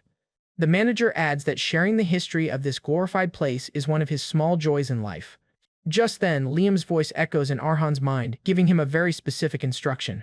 With a greedy glint in his eye, the spirit tells his descendant to ask the manager if there's any way to possess the swords on display. Arhan's eyes widen as he instantly understands his ancestor's true, sword-devouring intention. As Liam declares he found it, the broken blade emanates a powerful purple aura as Liam reveals that this monument is the next sword Arhan must devour. The grand arena stands under the bright sun, a stage for glory and bloodshed. Arhan Karavan strides purposefully through the competitor's entrance, ready for his first trial. With a determined gaze, he steels himself for the challenges that lie ahead within the arena's walls. Inside, Tom, the arena manager, cheerfully informs him that there is indeed a way to obtain the swords displayed in the Hall of Fame, and explains that proven gladiators are granted the right to possess one weapon matching the color of their earned medal. In simpler terms, every time a gladiator's medal rank rises, they are able to claim another weapon. The manager then specifies that the broken blade Arhan has his eyes on is a particularly valuable prize. To claim it, however, our protagonist must first prove his worth and get promoted to silver rank. As they walk away, Liam's spirit declares that the hall is a veritable treasure trove for them. He then explains that, while the swords may seem old and useless to others, for a sword devourer like Arhan, they are as valuable as gold. And he is pleased, noting that Arhan now has a clear goal: fight, win promotions, and secure usable swords. However, he laments that stealing them is impossible, as he's identified the manager as no ordinary man.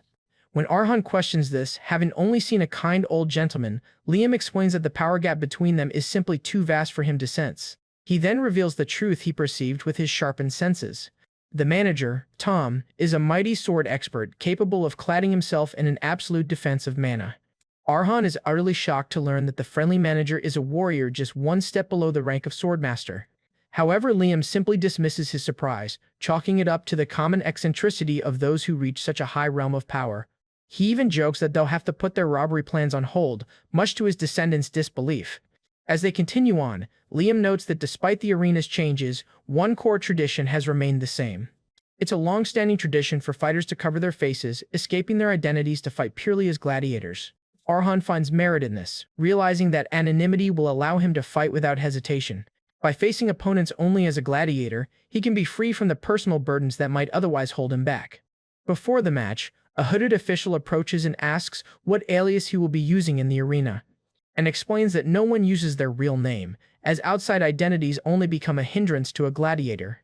He then instructs the young man to choose a name he can be proud of, one to carry throughout his life as a gladiator. Just then, Arhan's mind flashes to memories of his father and the powerful portrait of his ancestor, Liam Karavan. Standing before the massive gates to the arena floor, he declares the name he has chosen. However, the matchmaker finds the name unfamiliar, musing that it might be from a night novel. Dismissing its origin, the old man simply wishes the young gladiator victory in his first steps.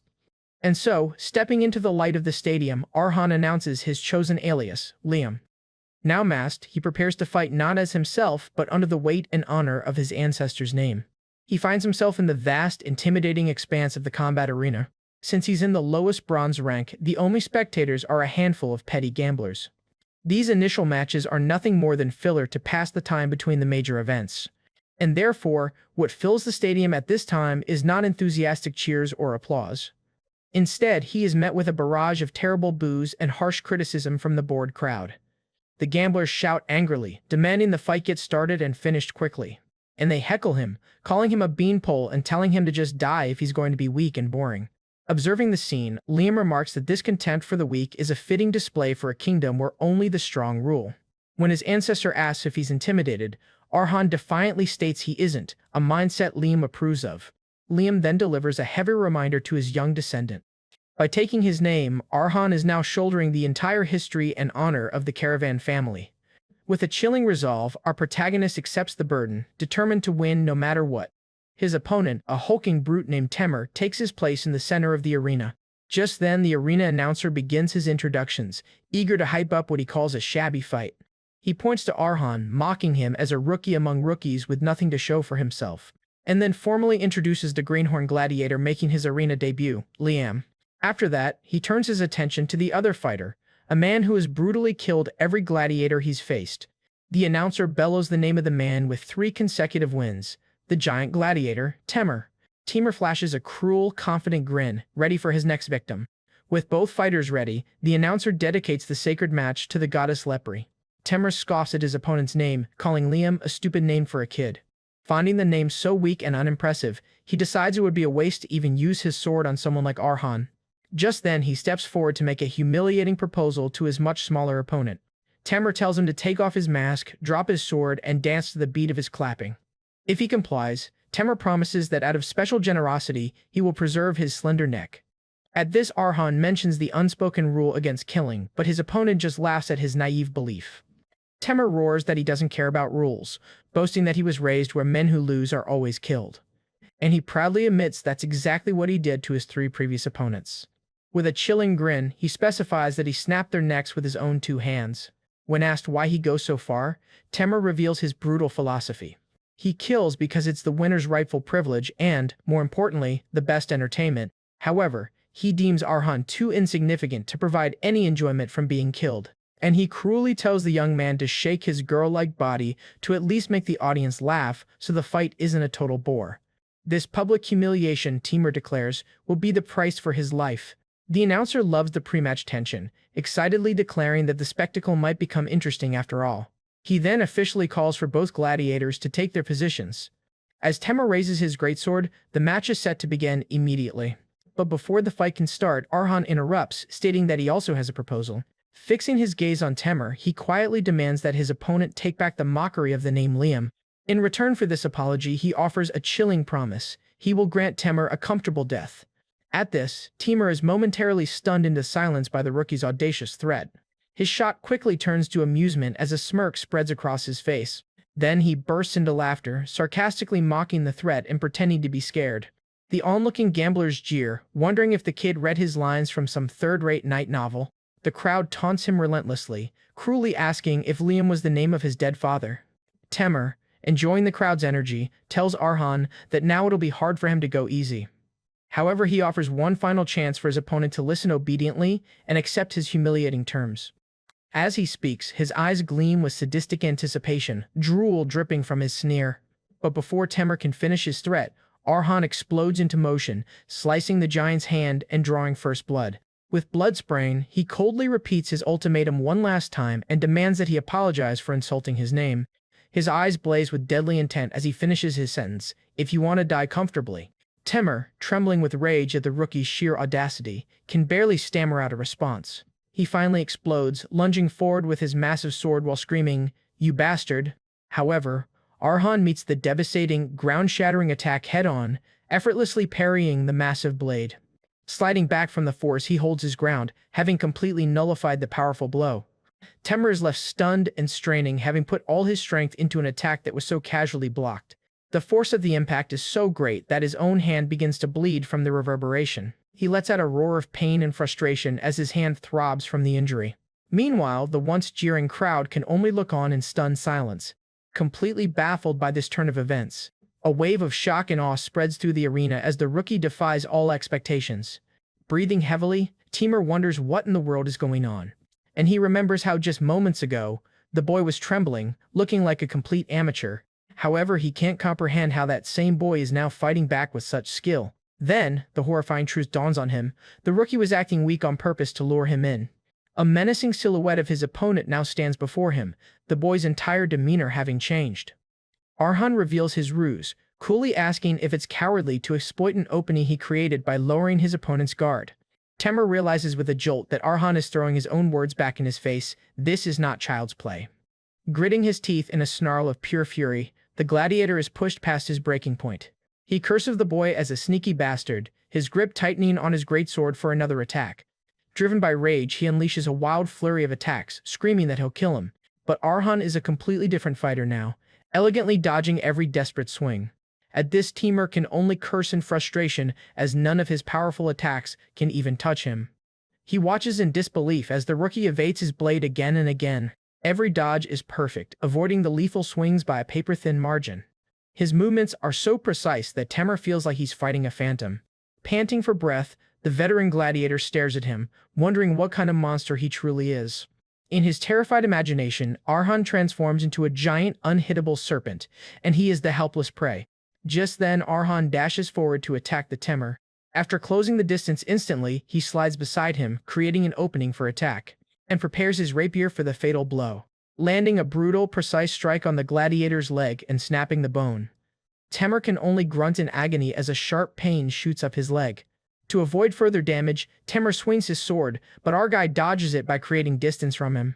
Now, our guy is ready to end the fight. His glowing blue eyes are cold and devoid of emotion as he looks down at his foe.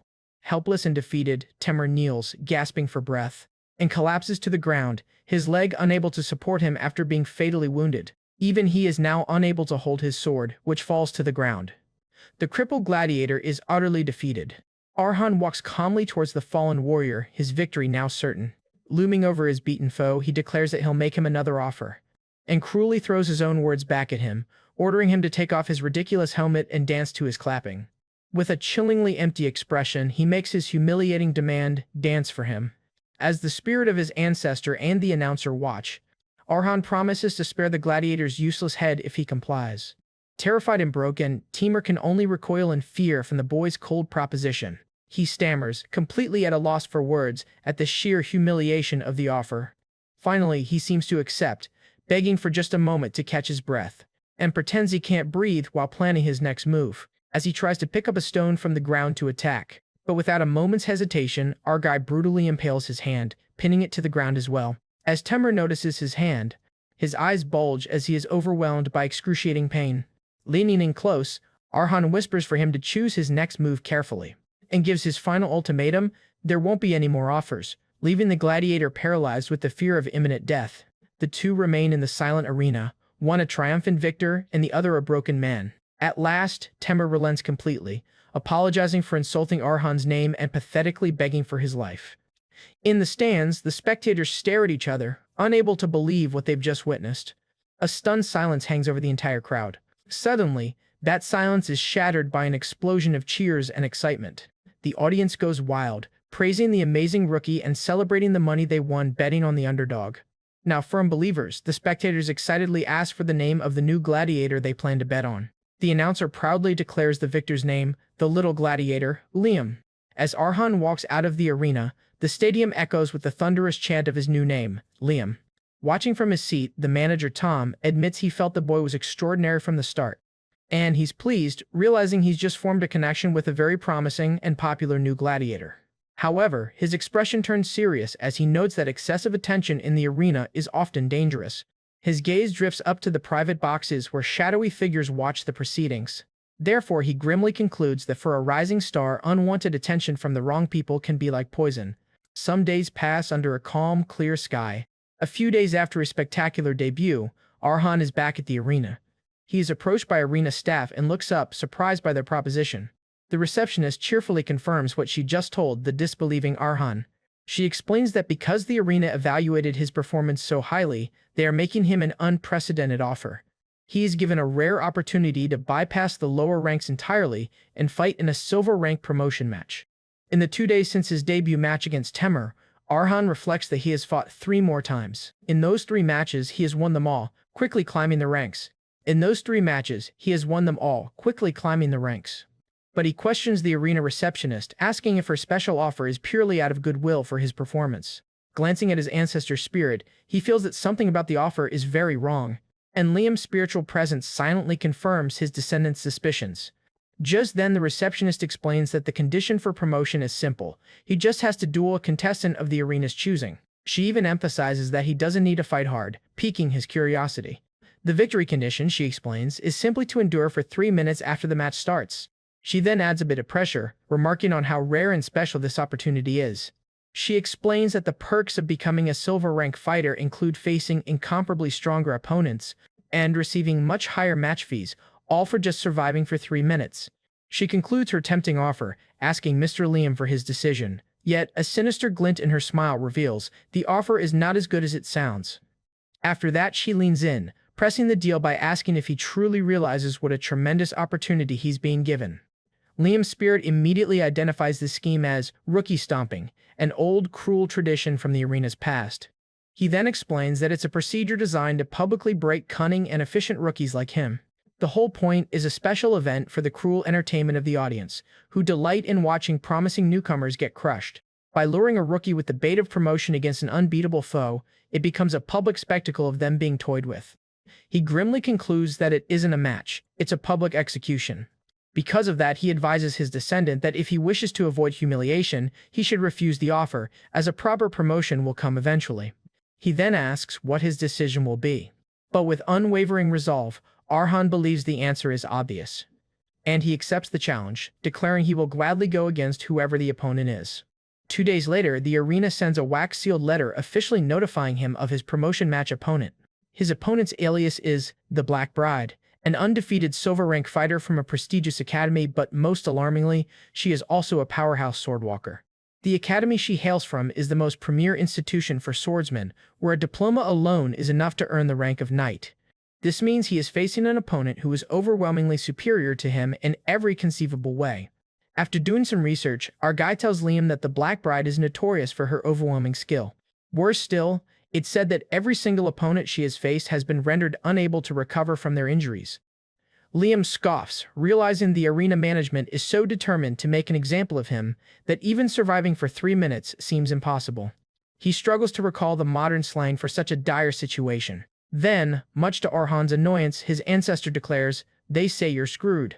When Arhan questions the assessment, pointing out that she is likely no stronger than Patel, the swordwalker he already faced, Liam concedes the point but reminds him that Patel, though frail, was a powerhouse who had reached the pinnacle of swordwalkers. The critical difference, he explains, is that Patel held back out of honor, tailoring the fight to Arhan's level. The Black Bride, on the other hand, will offer no such tolerance and will aim to utterly destroy him. At this, Arhan can only dryly thank his ancestor for the encouraging reality check. Despite the grim odds, he holds on to his faith, knowing that his master never lies when it comes to swords. Steeling his resolve, he puts his trust in his steel mana heart and the experience gained from Mary's memories. Believing he has what it takes, Arhan walks through the city, confident he can endure for 3 minutes. As he contemplates his chances, however, his sharp senses detect a presence behind him. A hooded figure calls out to him by his arena alias, the Little Gladiator, Liam. Removing her hood, a young woman with dark hair asks, "That's you, right?" Arhan is caught completely off guard by her sudden appearance. With a dawning horror, he realizes he couldn't sense her presence at all, a feat that should be impossible. A cold sweat runs down his neck as he turns to face the mysterious woman. He takes in her features, pitch black hair, and an Eastern-style sword. The realization hits him like a lightning bolt. This must be his opponent, the Black Bride. Unsure of her intentions, he decides to feign ignorance and deny his identity. And he plays dumb, claiming she has the wrong person and has never heard of the Little Gladiator. The Black Bride stares at him blankly, entirely unconvinced by his act. Sighing at his defiance, she states, "You're making this troublesome." As she moves to draw her blade, Arhan reacts instantly to defend himself. But before his hand can even reach his hilt, he is shocked by her blinding speed. Then, in a single fluid motion, she presses her blade against his neck. She coldly warns him not to waste her time, having utterly dominated their brief encounter. And she reveals that she confirmed his identity, both from his split-second reaction and from the unique, needle-like sword he carries. Her keen perception is absolute as she tells him, "You can't deceive my eyes." She then tells him to lower his guard, stating she only came to make him a proposal. Her proposition is a single, chilling command: forfeit the match. She warns him not to make a foolish choice that he will regret. As she turns to leave, she gives him one last threat: "Don't make me ruin your future." Unwilling to be cowed, Arhan calls out, asking what she intends to do if he participates anyway. She pauses for a moment before walking away, leaving him with a final, ominous warning. With a menacing look, she promises that if he fights, he will pay the price. Later that night, the arena manager Tom stands alone contemplating the legendary swords in the Hall of Fame. Hearing footsteps, he smiles knowingly, sensing the arrival of a welcome guest. As Arhan approaches, Tom greets him and asks what brings him there at such a late hour. Arhan bows respectfully, apologizing for visiting unannounced at such a late hour. He then prefaces his visit by admitting he's about to make a shameful request. With determination burning in his eyes, he asks if he could take one of the legendary swords from the hall with him. The scene flashes back to the past. Refusing to be intimidated, Arhan calmly asks what she'll do if he decides to participate in the match anyway. At this, she turns her back on him, leaving him with a final, chilling warning before she departs, and promises that if he shows up to the fight, he will be made to pay the price for his defiance. Because no mercy should be shown to an enemy faced with a sword. And her final words to him are, "Judge wisely." Left alone in the empty square, his resolve to fight is now set in stone. Watching the exchange, Liam praises the Black Bride's talent, noting that most swordsmen's careers end when they hit the wall of becoming a swordwalker. But for that girl, it wouldn't even be a small obstacle, let alone a wall. He then predicts that with a bit of luck, she's not far from reaching the next realm of swordsmanship, because she is a genius. Arhan reflects on the immense power gap, realizing just how formidable his opponent must be for even the strict Liam to offer such high praise. Just then in his mind, he pictures a long, treacherous bridge stretching into the heavens, symbolizing the vast gap between his current strength and hers. Yet, despite the overwhelming odds, his unique mana heart glows with a defiant purple light. Steeling his resolve, he declares to himself that giving up is simply not an option. Liam watches his descendants' unwavering determination, a look of quiet approval on his face. Knowing they have a plan to concoct, he urges the young man to hurry along, as time isn't on their side. The scene shifts to the present. That night, Arhan and Tom stand before the Hall of Fame, where Arhan hopes to find a second sword to even the odds. And he makes an unprecedented request, boldly asking the arena manager if he can borrow a sword from the hall. Tom is stunned into silence by the audacious request to take a legendary weapon. He silently contemplates what could possibly drive the young gladiator to ask for such a thing. He then quickly puts the pieces together, correctly deducing that the request is related to the young man's promotion match against the Black Bride. Arhan confirms, and the manager notes that news of the high-profile match is already making waves everywhere. However, Tom shrewdly assesses that the arena planners have played a nasty trick on the promising rookie. Out of genuine concern, he strongly advises Arhan to reconsider participating in the fight, and explains the Black Bride's intimidating background, revealing she hails from the East Continent, a land famous for its supreme martial talent. He continues, stating that she graduated at the top of her class from one of the Iron Kingdom's 3 great academies, proving her talent. Having overwhelmed countless gladiators in the arena, she is, as he puts it, a genius in both name and reality. While he acknowledges Arhan's own excellent qualities, he warns that it's far too early for him to face such a raging wave. After that, he suggests that Arhan gain more experience and strength before challenging the torrent that is the Black Bride, and guarantees that if he waits, he'll be able to display an even more splendid match in the future. At this, Arhan respectfully thanks the manager for his sincere advice, but his decision is already made. Despite knowing the overwhelming danger, he calmly states his intention to face the challenge head-on. But he admits his body trembles in fear and that he cannot even fathom the height of the wave he is about to confront. However, as a follower of the goddess Lepre, he declares that avoiding combat due to fear would be a betrayal of his faith. In a passionate speech, he claims that backing down would be a betrayal of his very own gladiator heart. He then explains that he came to the Hall of Fame, despite the shame of asking, to borrow courage for the fight. And he hopes to receive energy from the legendary swords of the gladiators who fought so greatly in the past. So he lays out a simple proposition: if he survives, he earns the right to the sword.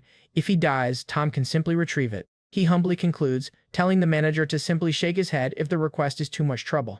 With a disarming smile, he brushes off his own passionate speech as mere greed for a bit of courage, a move that clearly moves the old manager. Tom turns away for a moment, silently processing the young man's earnest and heartfelt plea. He begins his reply by stating that, according to the official rules, granting the request is absolutely impermissible. However, as the manager entrusted with the souls of the enshrined gladiators, he cannot ignore Arhan's sincerity, which he deems more gladiator-like than anyone he's ever seen. Moved by the young man's unwavering spirit, he extends his hand and declares that he will grant his request. When a shocked Arhan worries that Tom will get in trouble, the manager confidently reassures him that he has plenty of authority to gift him this courage. He then wipes away a tear, admitting that seeing such a wonderful gladiator after so long has made him emotional. Arhan bows deeply in gratitude, profusely thanking him for his kindness and support. As Arhan continues to thank the manager, Liam watches silently from the side. He chuckles to himself, realizing his descendant is overflowing with more talent for persuasion than for swordsmanship, and muses that if the boy had chosen to be an actor, he would have found success long ago. With the conditions met, all that remains now is for Arhan to consume the broken sword's power before the match. The next day arrives, and the city awakens to the looming shadow of the arena where the promotion match is set to take place. The crowd roars with excitement on the day of the match between the up-and-coming Little Gladiator and the undefeated Black Bride. The Black Bride makes her grand entrance, adorned in her signature veil and ready for combat. She recalls the conversation she had with the arena staff before the match. They had informed her that her opponent would be the rookie known as the Little Gladiator. However, she had scoffed at the request to trample someone who was merely a sword beginner. The arena receptionist cheerily confirmed the request, adding that the planners also want her to cut off one of the rookie's arms or legs. The planners, the receptionist relayed, believed that brutally crippling him would make for a good spectacle. The Black Bride had coolly questioned if they truly thought she would accept such a dishonorable proposal. In response, the receptionist feigned sympathy, acknowledging that such a task would surely be displeasing. However, the planners had offered an irresistible bribe, the fabled dragon sword of the East Continent, as a reward for her compliance. The mention of the legendary sword from her homeland had left the Black Bride completely stunned. The receptionist then knowingly pointed out that the sword holds great meaning for the swordsmen of the East Continent. In fact, obtaining this very sword is one of the primary reasons she fights as a gladiator in the arena. Taking her silence as acceptance, the receptionist had cheerfully told her to give them a good match. Back in the present, she stands in the arena, having accepted the planner's dirty deal. She justifies her decision as simply accepting a proposal she couldn't refuse, viewing her earlier warning to the boy as the only mercy she could offer. She then remembers telling him to withdraw, a warning she gave as a human, not a gladiator, which he ultimately ignored. Arhan makes his entrance, walking slowly and deliberately onto the arena floor. She stands her ground, ready to face the opponent she has been paid to destroy, and addresses him coolly, remarking that in the end, he came anyway.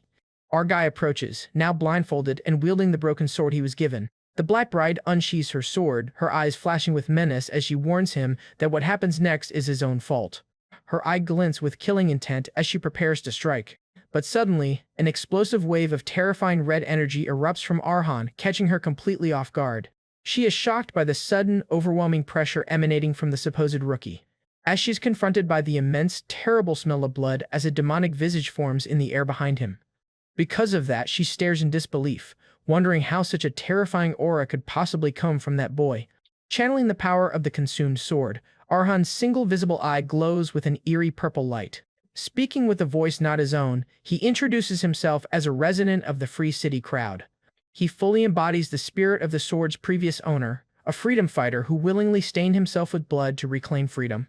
Arhan experiences the memories of the consumed sword, which begin with a serene sunrise over the once beautiful city of Crowd. This city, once known as a paradise, is the setting for a tragic history. Established as one of the 6 free cities after splitting from an ancient republic, Crowd's origins were noble. Its stunning beauty earned it the name Paradise, a vibrant land cherished by its people.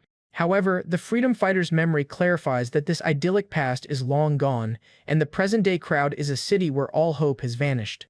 Its citizens are shown living in destitution, suffering under the rule of wealthy nobles. The beautiful paradise has degenerated into nothing more than a terrible, oppressive land. The fall of Crowd began with the insatiable corruption and bottomless greed of its nobles. Blinded by their lust for luxury, they sold the city's territory to a foreign power, the Golden Empire. Eventually, they stooped so low as to use the citizens' own human rights as collateral for massive loans. As a result, the people of Crowd lost their rights and dignity, as seen through the eyes of a young boy, and this corrupt deal sealed their fate, reducing the entire populace to the status of slaves. The young freedom fighter recalls constantly questioning the horrific reality he was forced to live in. He remembers his father being beaten to death simply for begging for food. Then he witnessed his mother selling her body just so her children wouldn't starve. And he grieved for his sister, who died from a fever because they lacked the few copper coins needed for medicine. The memory shows the young boy sitting alone in a dark room, mourning by his deceased sister's bedside.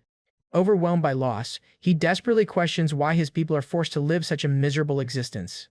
However, he found his grim answer in an unexpected place, the public execution grounds. There, a crowd gathers to watch another soul be lost to the state's cruel justice. A terrified man is locked into a guillotine, awaiting his sentence.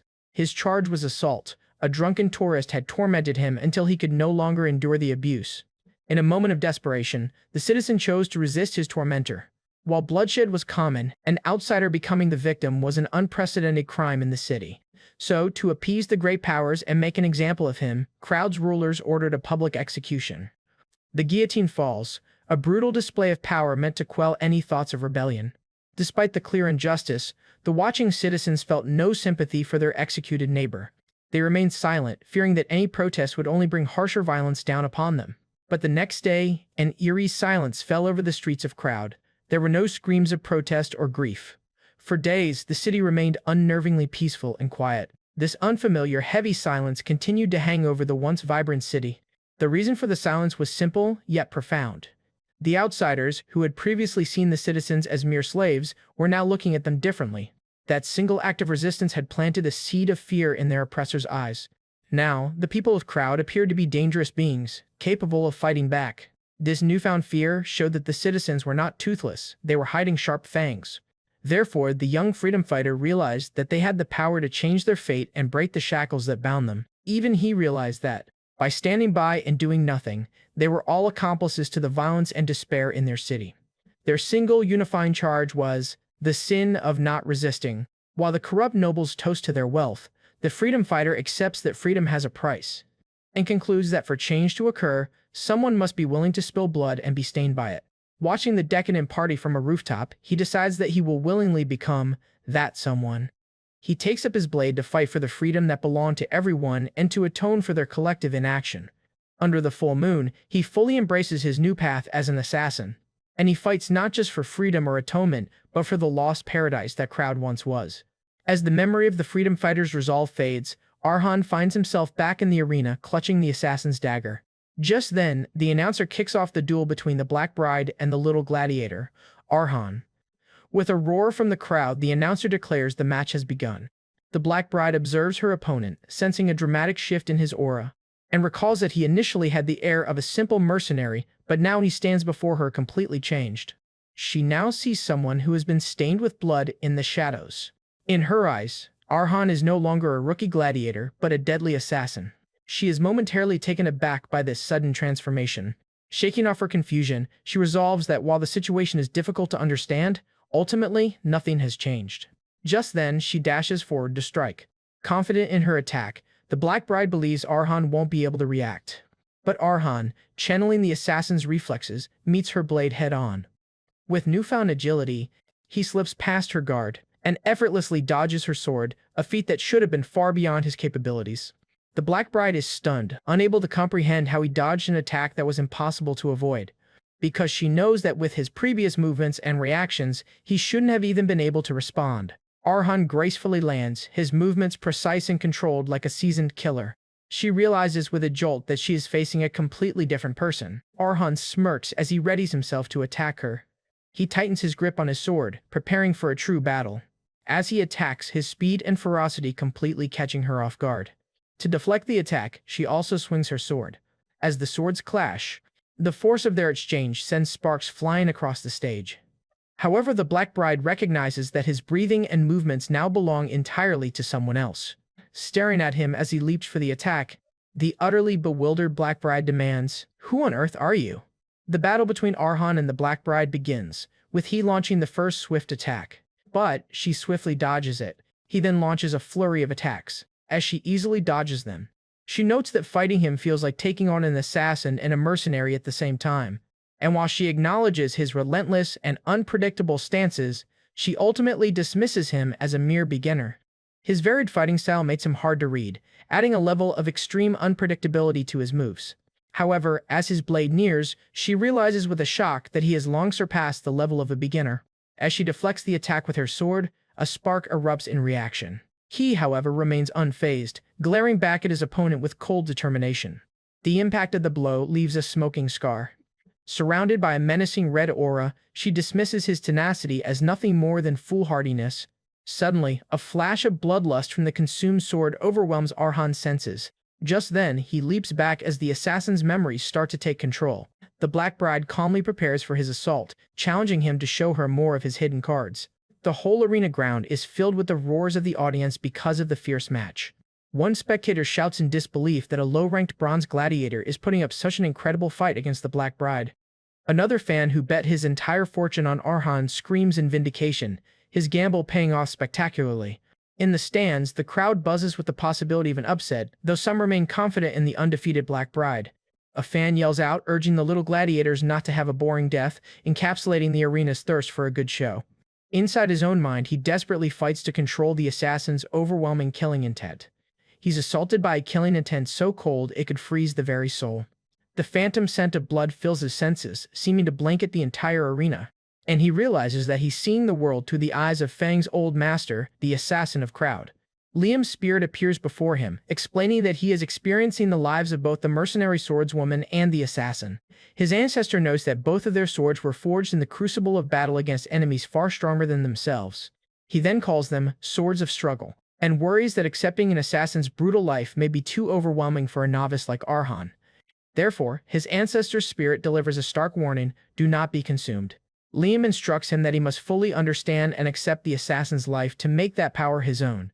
Taking a deep breath, Arhan focuses his mind and begins to regain control from the sword's memories. His eyes regain their clarity as his own will suppresses the borrowed bloodlust. At this, Liam nods in satisfaction, but warns him that with his opponent now aware of his skills, the true trial is about to begin. From their brief exchange, the Black Bride has already grasped the full extent of his current capabilities. Now, she intends to hunt him down with all her might, no longer holding back. Arhan crouches, readying himself for her now serious assault. He quickly assesses his situation, realizing the open arena is a terrible place for an assassin with nowhere to hide. Knowing she won't be letting her guard down again, he resolves that his best option is a tactical retreat. And so, he quickly dashes away, attempting to create a more advantageous distance between them. His plan is simple: buy time and use the 3-minute match limit to his advantage. As he puts distance between them, he believes his strategy is working. But in a blur of motion, the Black Bride appears directly before him, calling his attempt pointless. Arhan's eyes widen in absolute shock at her impossible speed. He can't comprehend how she is able to close such a vast distance in an instant. The entire stadium looks on as the power dynamic of the fight shifts dramatically. Watching from his box, Tom the manager laments that the young gladiator doesn't understand the true power of a swordwalker, and explains that a swordwalker projects a path to create a domain of absolute advantage. Furthermore, they expand that path internally to wield tremendous superhuman power. Arhan sees this firsthand as the Black Bride, now a true superhuman, closes in. She moves with blinding speed, becoming a blur as she swings her sword. An attack he barely manages to dodge. The fight continues as their swords clash and sparks erupt. However, our guy realizes this is her true power, completely incomparable to her strength at the start of the match, and explains that ordinary swordsmanship always leaves openings between attacks. There is meant to be an unavoidable gap, a moment of weakness, when one resets their stance. However, the Black Bride's sword has no such gap, as her next attack flows seamlessly from the last, and he can only compare her flawless, continuous attacks to an artist painting a world upon a canvas. Her movements are like the elegant, flowing brushstrokes of a master painter, beautiful, yet deadly. She relentlessly presses her assault, leaving him no room to breathe or counter, and amplifies her attack, putting all her might into it. Gritting his teeth, he desperately holds his ground, blocking her powerful blow. Just then, Liam identifies her unique and powerful technique as the Sword of the East, and explains that it's a style of martial arts from the Eastern continent with mysterious movements that resemble nature itself.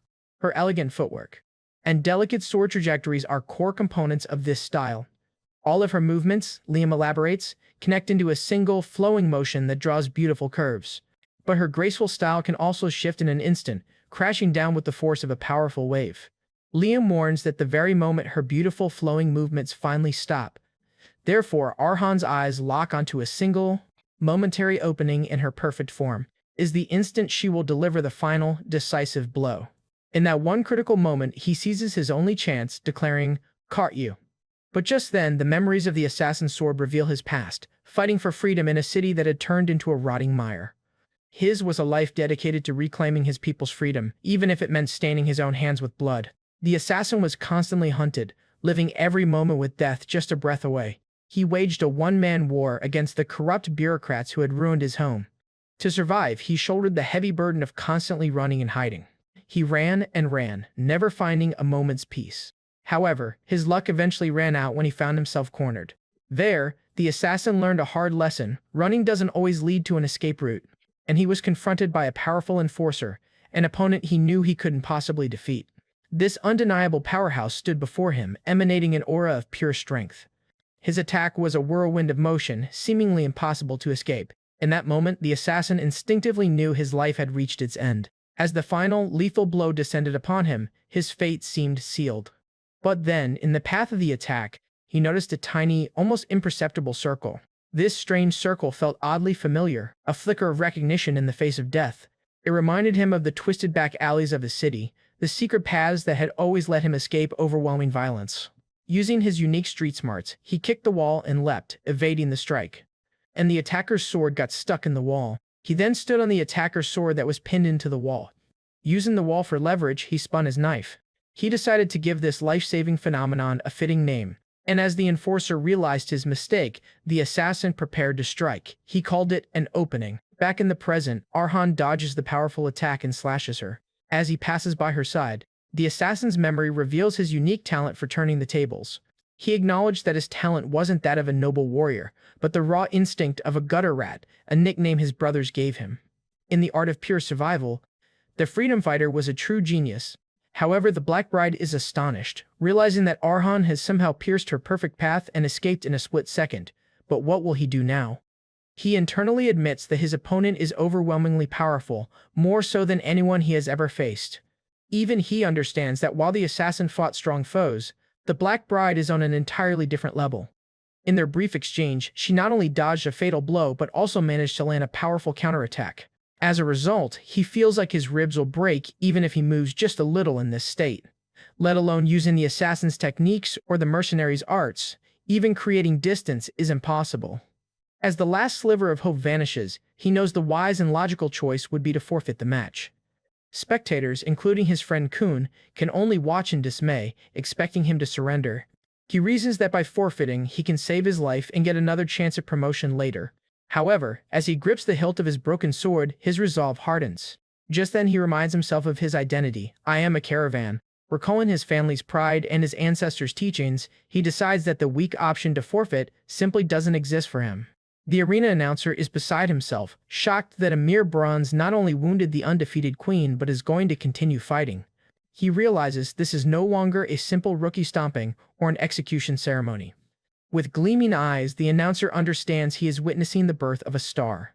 Grinning maniacally, he hypes up the crowd, asking if they're watching this historic moment, and roars that only 10 seconds remain until the little gladiator's potential victory.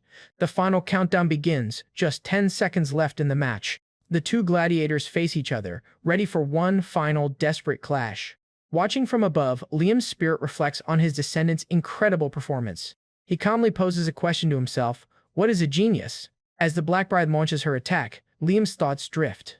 A genius, he muses, is someone who can always find a path, even in the midst of the most severe hardship.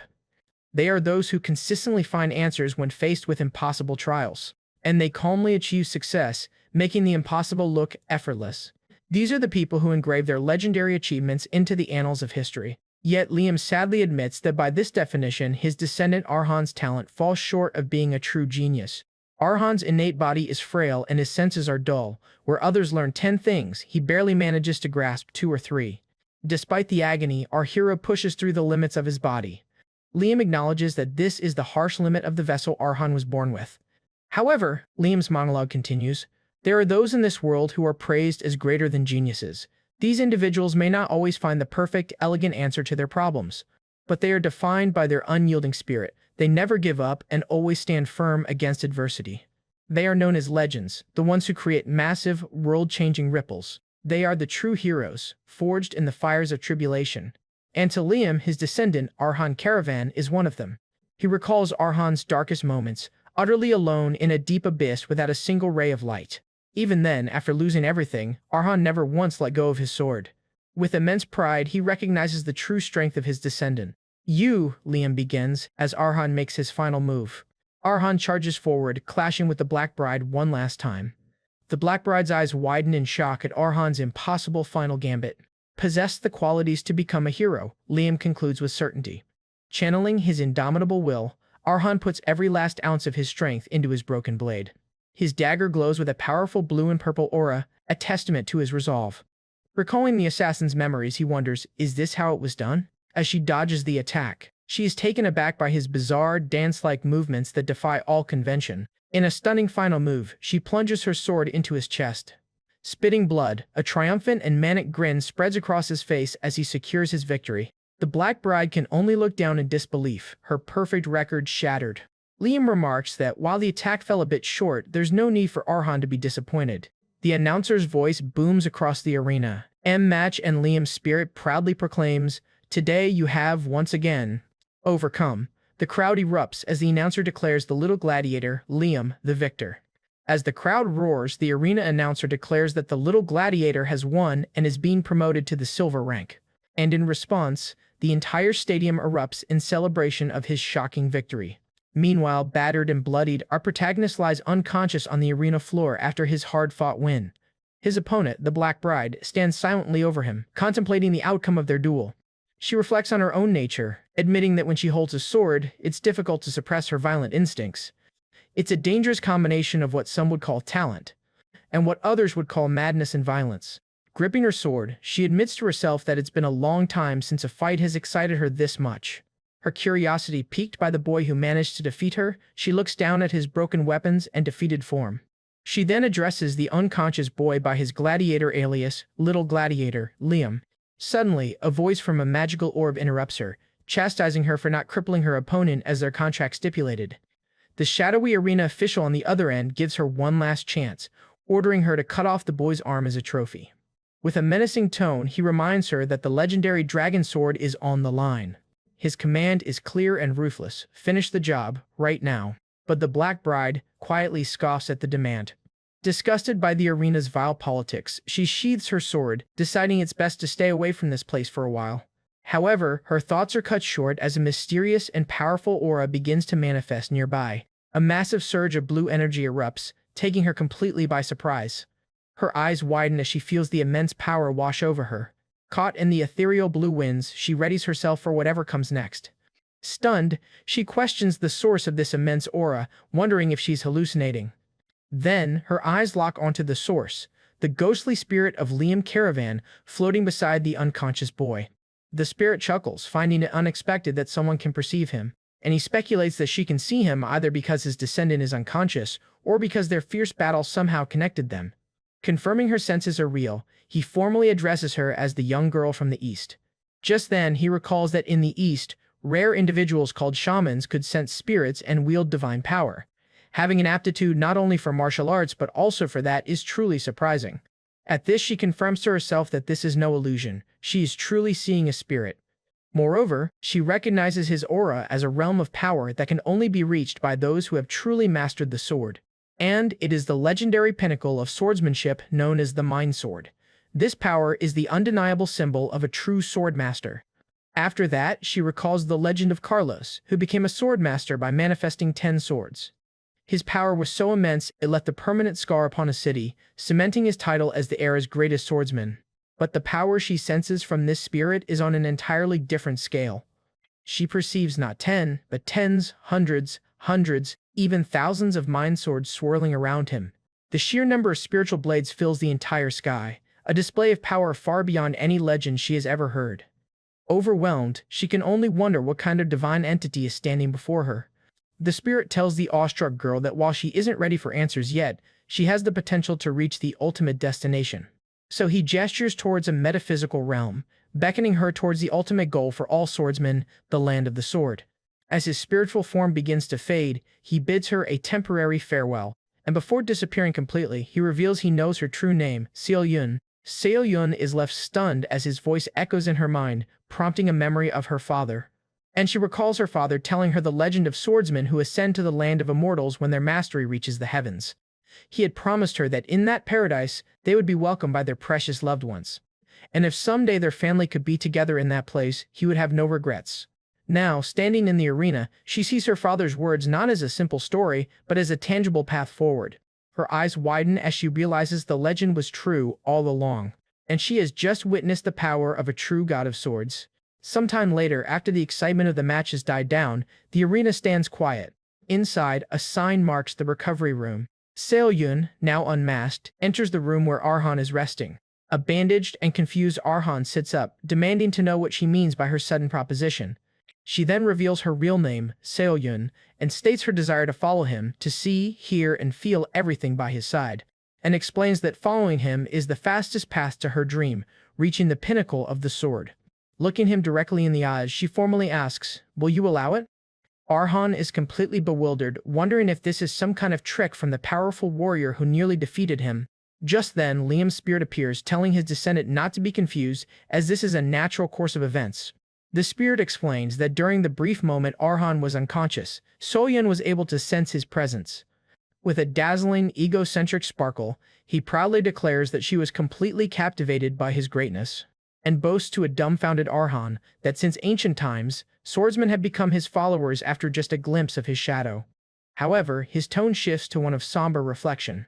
He admits that sometimes, when looking at his young descendant's path, he feels a deep sense of pity, because at an age meant for sharing love and experiencing life's joys, Arhan's reality is far different. Instead, the boy is forced to live a cruel life of struggle and death, burdened by a past stained with blood. His young descendant is tied to a dirty destiny, with no choice but to cling to vengeance. But Liam acknowledges that this is the path his descendant has chosen, and reminds him that to walk this path, he must cast aside all lingering attachments and regrets. Liam reaffirms his identity, not as a boy who trembles, but as a descendant of Karavan, Arhan the Avenger. With that, he tasks Arhan with judging for himself whether the swordswoman before him is a worthy ally. Arhan analyzes the offer. Seoyun is a genius whose talent was recognized by Liam, and a highly skilled expert who holds goodwill toward him, and concludes that just as she will help him achieve his goals, she will serve as a powerful inspiration for him in return. Having made up his mind, he addresses her by her true name. He then introduces himself as Arhan and, instead of accepting her as a follower, shrewdly proposes a partnership, welcoming her as a neighbor. A slight, genuine smile appears on Seoyun's face as he agrees to work with her. And with their new alliance forged, the scene transitions to outside the walls of the arena. Arhan and Seoyun begin their journey back to the caravan territory, riding in a simple horse-drawn cart. During the ride, Arhan awkwardly decides to clear the air with her about their new arrangement. He prefaces his talk by asking her to listen without misunderstanding as he tries to address their new status as neighbors. He then vaguely explains that he has complicated, unspeakable circumstances, attempting to set some boundaries. Flustered, he finally blurts out his main point, that he cannot become her lover. An incredibly awkward silence descends upon the cart as his declaration hangs in the air, and he continues his clumsy explanation, rambling that while he knows she's not interested, the future is unpredictable for a young man and woman traveling together. Finishing his speech, he asks for her understanding in advance, just in case. Seoyun calmly acknowledges his concern is reasonable but assures him he has nothing to worry about. She then delivers a devastating blow to his ego with 4 simple words, "You're not my type."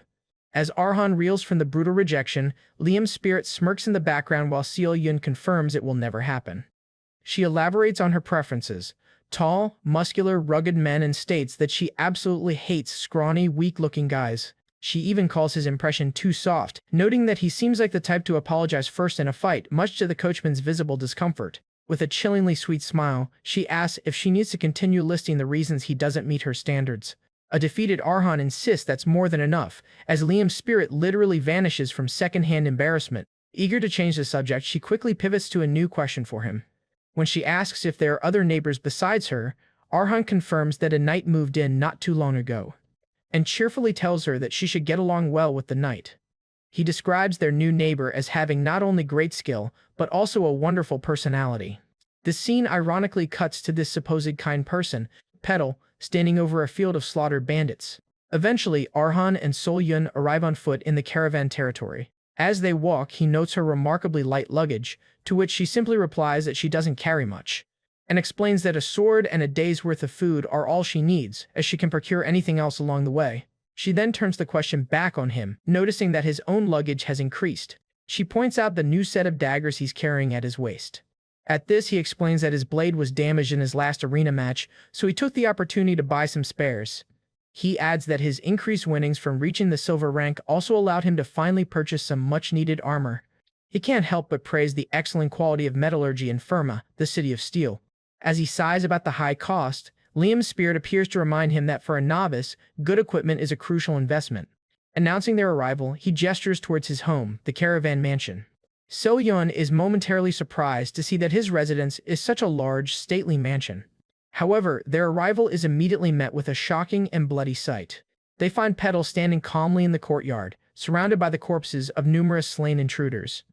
He then nonchalantly apologizes for the messy state of the yard, explaining that some uninvited guests arrived.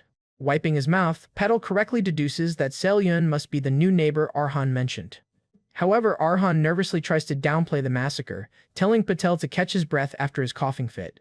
Meanwhile, Seoyun silently takes in the bloody scene, observing the aftermath of the battle. Her gaze falls upon one of the dead bandits, a clear sign of Patel's deadly efficiency. As Patel walks off, Arhan begins to panic over the terrible first impression he's made on his new neighbor. Seohyun, however, seems completely unfazed, coolly remarking that, as she expected, this is no ordinary place. Once inside, Patel prepares to give them a summary of the recent events. He explains to Arhan and Seohyun that quite a few uninvited guests have visited while Arhan was away, and clarifies that most of them were easily scared off, so things never escalated into a major fight. However, the situation changed about a week ago when more persistent intruders began probing their defenses. A new, more aggressive group started targeting the village, and at first, he simply tried to warn them off. Today, however, the intruders launched a full-scale, determined attack. Faced with their aggression, Patel explains that he inevitably had to shed some blood.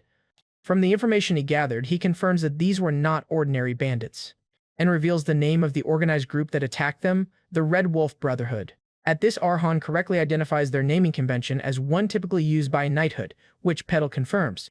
Patel explains that such names are meant to embody a group's identity and meaning, a tradition they are merely co-opting. As a former knight himself, he finds the bandits' imitation of this noble tradition to be quite displeasing. He scoffs at the idea of lawless thugs daring to imitate a tradition of honor, revealing his own knightly pendant. He then tells them, which is why, even more so, you need to be careful of that group, prompting Arhan to ask, why is that? Just then, she chimes in and posits that using such a fearless name means one of two things. Either their group is exceptionally large, or realizing the second, more dangerous possibility. Their leader is so skilled and arrogant that he looks down on actual knights. Having listened to the entire debrief, Liam's spirit quietly appears behind Arhan. The spirit comments with a grin that this sounds like a perfect opportunity, and declares that the Red Wolf Brotherhood is nothing but a feast prepared specifically for his descendants' growth. With a fierce glint in his eyes, he commands Arhan to wipe out the arrogant bastards. Arhan sighs, having anticipated the catch. He must do it solely with his own strength, without any help from his new neighbors. However, he expresses his hesitation, pointing out the recklessness of facing a group that was bold enough to attack a swordwalker like Patel. Liam counters that a body of steel is forged only by being beaten, and there will be no better condition than this for digesting Fong's power. Then, the spirit makes a powerful guarantee to his descendant if he accomplishes the task alone. He promises that by succeeding, Arhan will finally be able to stop imitating others and forge his own unique path of the sword. With the new mission set, Arhan, Seohyun, and Patel sit together in the mansion. Having accepted the difficult trial, he turns to Patel with a question. With grim determination burning in his eyes, he asks if Patel knows the location of the bandits' hideout. The scene transitions to the Verde mountain range, located in the southern Iron Kingdom. Under the cover of night, a patrol from the Red Wolf Brotherhood makes its way through the misty forest.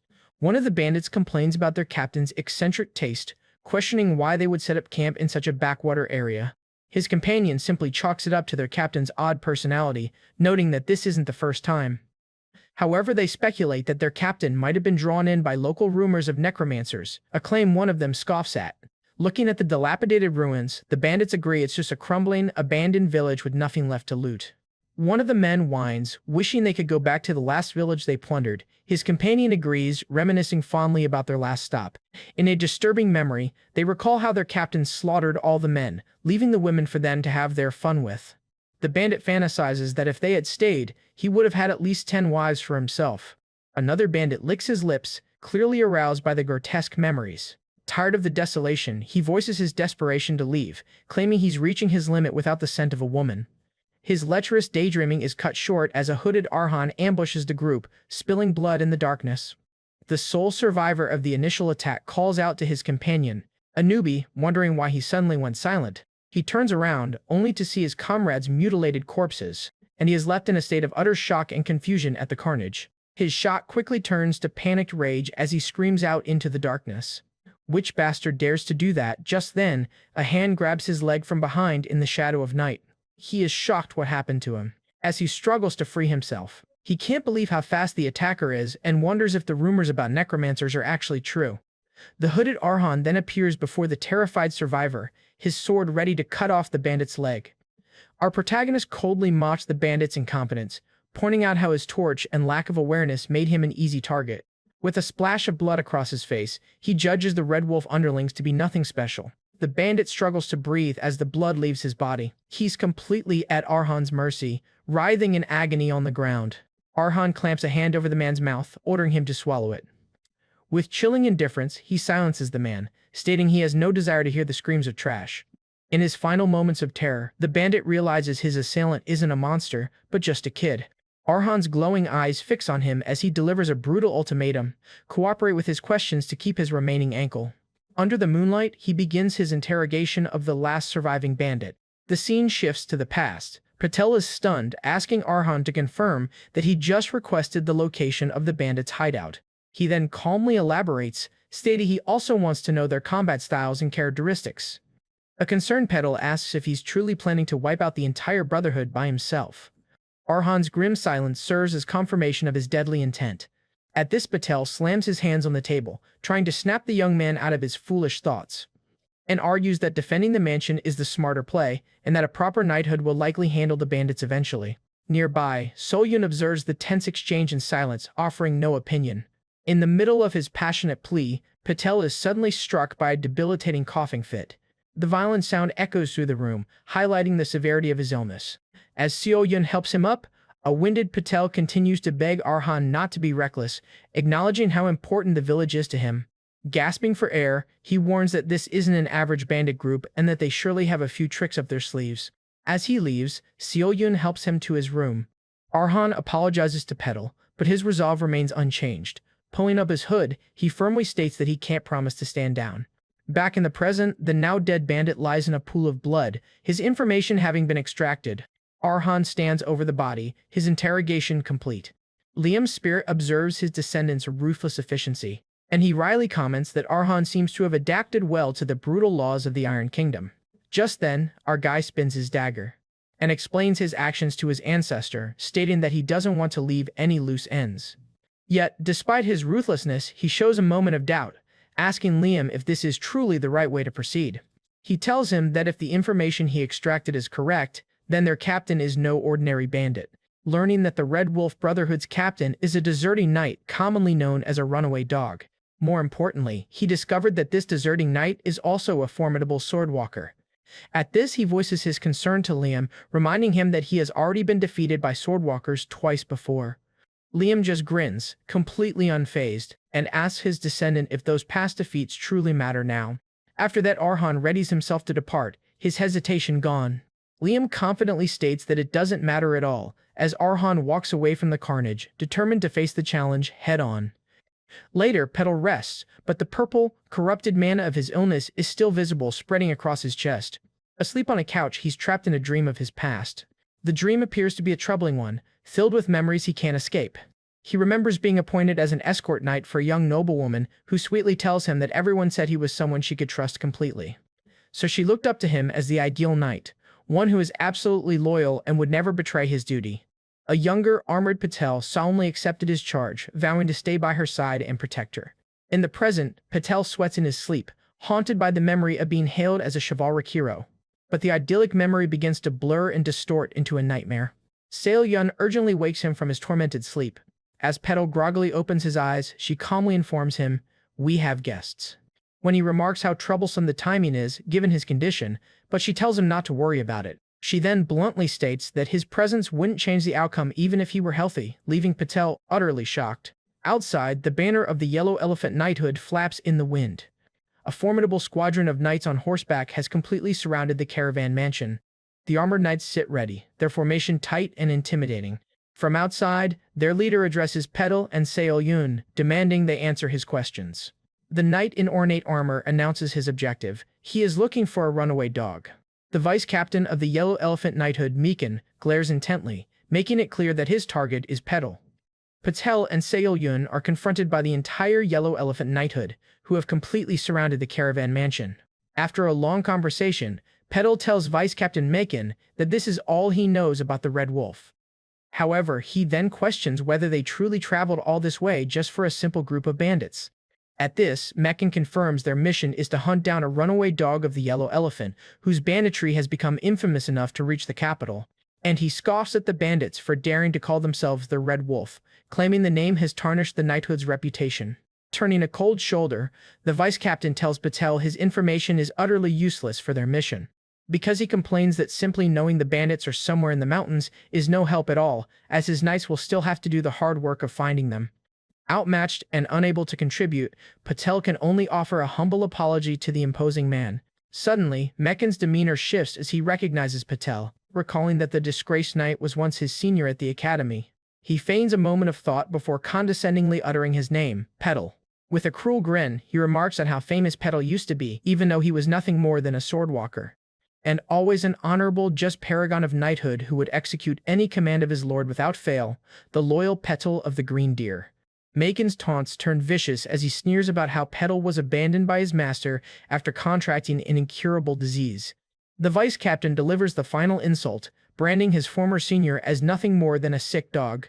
After that, he callously remarks that their little encounter will make for great gossip in the capital's taverns. Meccan then confronts Patel directly, accusingly asking why he's staring so intently. Sweating nervously, Patel quickly denies having any grievances. Meccan continues his psychological assault, asking if the disgraced knight is jealous of his wings, a clear metaphor for his own power and success. Looking down on him, he chides his former senior for dreaming of such things while standing at death's door, and cruelly speculates that if Patel had only managed to become a swordrunner, he might have avoided this miserable fate. Surrounded by his knights, he tells Patel it's time to accept the fate he's been given. As a final, cutting remark, he advises him to give up his delusions before he becomes any uglier. Hearing this, Seo Yun's patience finally wears thin, her hand twitching towards the hilt of her sword.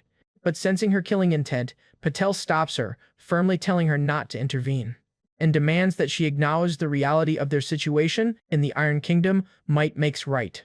Just then, Meccan smirks at the exchange, calling her an excellent nurse and mocking that at least Patel won't be lonely before he dies. However, his cruel entertainment finished, he mounts his horse and announces his departure. He then rallies his troops, ordering the Yellow Elephant Knighthood to move out and hunt the runaway dog before sunrise. As the knighthood thunders away, Patel is left watching them disappear into the night. He looks at Meccan, silently pondering the power and status, the wings, that he has lost. Therefore, he remains still, lost in bitter reflection. Letting out a sigh of defeat, he laments his own pathetic state. Suddenly, a disturbing thought strikes him as he glances around. He turns to Seo Yun, urgency in his voice as he asks where young Master Arhan is. Her silent, grim expression is all the confirmation he needs. The realization dawns on him, his face contorting in panic, as he connects the dots with horror, exclaiming that Arhan must have gone to the bandits' hideout all by himself. Meanwhile, at the Red Wolf Brotherhood's camp, the guards remark on their terrible luck. They complain about their boring patrol, completely unaware of the approaching threat. One of them yawns, noticing what he assumes is just the night patrol returning to camp. But as the lone figure approaches, the guard wonders aloud why he isn't carrying a torch. Out of the darkness, a coerced bandit walks silently toward them. His voice trembling with terror, the guide whimpers to his unseen captor that he has led him to the camp as ordered. However, his desperate plea for mercy is cut short by the swift and brutal sound of a killing blow. With his purpose served, the guide is silenced permanently, his body collapsing to the ground. The two guards can only look on in shock as a hooded Arhan emerges from the shadows. Before they can even cry out, he decapitates them both with a single, lightning-fast thrust of a blade. With the perimeter guards eliminated, his infiltration of the enemy camp begins. He then reflects that he now understands why his ancestor chose Fang, the blade of an assassin, for him. He knows its original owner was no match for heavily armored knights in a direct confrontation. Compared to veteran gladiators, the anonymous assassin could hardly be considered a strong warrior. In a fair, head-on fight, that assassin would lose 9 times out of 10. However, the assassin thrived not in matches, but in life-or-death struggles where the rules of engagement were completely different. His true strength lay in dirty tricks, like using poison to incapacitate foes while they slept. His strategy was to strike when their guard was down, exploiting any and all weaknesses. Embodying these methods, Arhan moves in to finish off a drugged and helpless bandit. Having cleared the outer camp, he makes his way to the main tent. He embraces the core tenet of a life-or-death battle. The one who stops the others breathing first is the one who survives. Adopting this mindset, he focuses on a single goal, a clean kill, never assuming success. He internalizes the assassin's philosophy, plan for failure to ensure a meticulous victory, so that he finds that these methods of constant suspicion and careful planning suit his own nature perfectly. On his way, a conscious bandit gloats about how much he's drunk, completely unaware of the danger. But in an instant, Arhan hurls his dagger, plunging it straight through the man's head. From the victim's perspective, he is a cold and efficient executioner standing over him. The bandit slumps over dead, and the ground is littered with his blood. Arhan takes a moment to survey the bloody scene he has created. Elsewhere in the camp, the leader of the Red Wolf Brotherhood rests, just as Arhan declares, "Now, I hunt the wolves." Suddenly, the leader's eyes snap open, his senses on high alert. His instincts prove correct, for he detects the distinct and terrifying smell of blood hanging in the air. The night is quiet at the Red Wolf Brotherhood's camp, but a silent massacre is already underway. Returning to his tent, a lone bandit is stunned by the horrific scene that greets him. He stumbles back in shock, discovering his comrades have been slaughtered in a river of blood. The guys he was just drinking with, why are they all dead? His horror grows as he realizes the carnage isn't confined to his tent. The entire camp has been silently purged. There are no signs of a struggle, meaning his brethren died without even knowing what hit them. Panic sets in as he understands they're facing an unbelievably skilled and stealthy killer. But just as he decides to flee, the imposing figure of his captain, Murphy, appears behind him and nonchalantly asks why he is making such a fuss. Their captain is Murphy of the Red Wolf Brotherhood. His blood-red eyes narrow as he begins to survey the scene of the massacre. Standing amid the carnage, the overwhelming stench of blood pierces his nose, and mockingly commenting that someone has been having some fun. At the same time, Murphy's senses flare as he realizes some kind of rat has crawled into his camp. Unfazed by the slaughter, he grins, declaring they will be fun to bite to death. He channels his full power of blood senses to sense the assassin. At the same time, our guy channels the spirit of the assassin to calculate the skill path of his opponent. From a high vantage point, he calmly tallies 4, 5. With his 6th, he prepares to confront the leader. Liam's spirit quizzes him, asking for his assessment after observing Murphy's path. A confident Arhan confirms to his master that he has found his answer. With chilling certainty, he declares to him, "I can kill him." A path is the core power that turns a swordwalker into a superhuman. It grants them immense physical abilities by circulating energy throughout their body. By projecting their path outward, a walker can create a domain to detect enemies and amplify their own power. A path is therefore both a sensory organ and a powerful tactical weapon. Therefore, the level of a swordwalker is directly indicated by the perfection and complexity of their path. He then recalls his training. By observing an opponent's path, one can gauge their true level and skill. And he confidently tells Liam that compared to the powerful paths of Patel and Seoyun, Murphy's is pathetic. He remembers Patel's path, which was complex and solid like a massive, impenetrable wall. And he also recalls Seoyun's, which was elegant and surged like a powerful, raging wave. In contrast, Murphy's path has only 6 weak and unstable branches. He concludes that the man barely even qualifies as a swordwalker compared to the true masters he's faced. Liam's spirit smugly agrees, noting that it's only natural. The spirit reminds him that he has faced a once-in-a-century genius and a swordsman at the pinnacle of power. Chuckling, he praises his descendant, admitting it's a feat that Arhan even survived fighting such opponents. However, he cautions him that raw power isn't the only factor that determines victory in a fight to the death. Arhan, his eyes glowing with focus, reassures his ancestor not to worry. Vowing not to let his guard down, he descends to confront the bandit leader directly.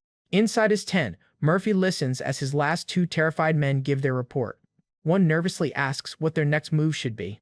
The other trembles in fear, suggesting the rumors of necromancers in the area must be true, and they need to get out of here as soon as.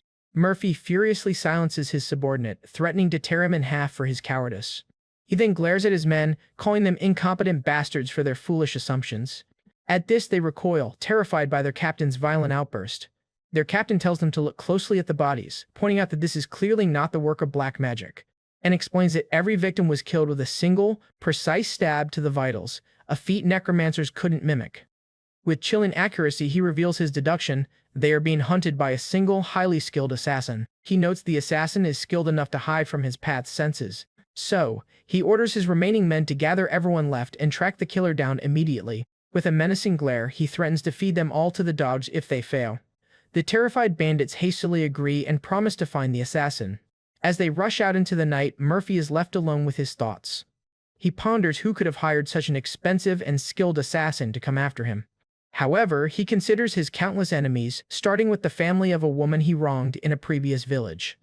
Then he recalls a merchant group he slaughtered for fun, realizing he's made so many enemies that the list of suspects is endless. Laughing it off, he decides it doesn't matter who the client is, as this just means more entertainment for him. But as he plots to capture and torture the assassin, the corpse of one of his men is unceremoniously tossed into his tent. The dead eyes of his subordinates stare up at him from the blood-soaked ground. Murphy is shocked that the assassin has brought the fight directly to him. His eyes widen as he senses the imminent danger approaching from the darkness. Just then, he grips his sword tightly. and rushes out of the camp. Looking toward the corpses, Murphy realizes the two men he sent to hunt the assassin are now dead. He's stunned by the killer's speed, wondering when he could have possibly struck. Looking around, he realizes he's been completely enveloped in pitch-black darkness. Even the assassin has systematically put out every fire in the camp, creating the perfect killing ground. Enraged and blinded, Murphy roars into the darkness, calling out the little rat. In the darkness, a faint glowing blue eye of his opponent appears from behind, staring at him. His eye then glows a menacing red, a sign that he senses his opponent. He lashes out blindly with a furious strike, aiming for where he senses him. But Arhan easily evades the wild swing, leaving the attack to hit nothing but air. He moves in a blur of motion. Before the captain can react, a blade slices across his shoulder, drawing first blood. Droplets of blood fly as he is struck. Our guy realizes with a start that if he had been a fraction of a second slower, his head would be gone, and he declares that they look as if they are one with the darkness itself. Arhan's blood-stained blade glows with a sinister purple aura as he introduces himself. "I am an assassin of crowd." And the assassin's creed echoes in the darkness. A wanderer who walks through the night towards the light of freedom, fully embracing his role, he declares that the darkness of the world is his ally. Under the light of a full moon, two figures move swiftly through the wilderness. Following close behind Arhan, Patel and Saelyun race through the night, but Patel is clearly beginning to feel the strain. He pants heavily, his worry for the young man growing with every step, and urges his companion to hurry, explaining that if the bandits are deserter knights, the situation is far more dangerous than they first thought. He fears that the Red Wolf leader is an enemy Arhan absolutely cannot handle on his own. In his eyes, despite Arhan's dazzling talent, he's still a mere seedling who needs more time before facing a fully fledged swordwalker. While he worries, Saelyun listens to his frantic concerns with a calm, almost dismissive expression, and states that she doesn't think so. With unwavering confidence, she corrects him, stating that the boy is no mere seedling. Instead, she declares that his talent has already begun to bloom, her faith in him absolute. Meanwhile, the bandit leader, Murphy, confronts a cloaked Arhan, cynically judging him to be a rather expensive assassin, and demands to know who hired this mysterious figure to come after him. He then cycles through a list of potential clients, from a merchant group he robbed to women he's wronged. When Arhan remains silent, he wonders aloud if the rival Yellow Elephant Knighthood sent him, demanding an answer. But deciding it no longer matters, he just grins, figuring a good fight will at least be entertaining. However, his eyes widen in shock. As Arhan appears from the darkness, Murphy stares down his surprisingly young opponent. Then, the bandit leader begins to laugh, finding the whole situation utterly ridiculous. That the one who wiped out his entire brotherhood was just a kid, a greenhorn still wet behind the ears. Clutching his face in disbelief, he calls the situation truly absurd. His disbelief quickly turns to rage, and he abandons all pretense of a game, shouting, "Change of plans, you little shit." He lunges forward, assuming the boy has just been using simple tricks to evade his men. Unleashing his ferocious red aura, he declares that now that Arhan has finally shown himself, the fight is over. With a furious roar, he vows to rip the young assassin to pieces. He swings his massive sword with all his might, screaming for his opponent to just die. But in that moment, Arhan fully utilizes the assassin's skills, becoming one with the knight. He then coolly declares that the darkness is his ally, while effortlessly sidestepping the furious attack. Murphy is stunned, unable to comprehend how he could have missed when he never took his eyes off his target. Before he can even process it, he feels a sharp sting as blood splatters from a fresh wound. Arhan has already moved past him, leaving a series of deep, bleeding gashes in his wake. The bandit leader grunts in pain, shocked by the speed and precision of the counterattack. Just then, he swings wildly again, calling the boy a rat, but his blade only cuts through empty air. Baffled, he thinks this is impossible. His path as a swordwalker should have been overwhelming. Then, he realizes with dawning horror that Arhan isn't using a path to counter him. He's literally disappearing from his senses. He struggles to understand how his foe pierces his defenses and slips through the gaps, as if tearing an opening in reality itself, a realization that comes just as Arhan lands another clean strike. Channeling the crowd freedom fighter's memories, Arhan recalls the assassin's core philosophy: he was never the stronger combatant. Therefore, to face countless superior foes, a different strategy was always needed. He had to borrow the power of his greatest ally, the darkness itself. The prerequisite for this assassination art was to first flaunt one's presence. Every breath, the rustle of clothes, and each footstep were intentionally exaggerated. The assassin would amplify every trace of his existence, forcing the enemy to fixate all their attention on him.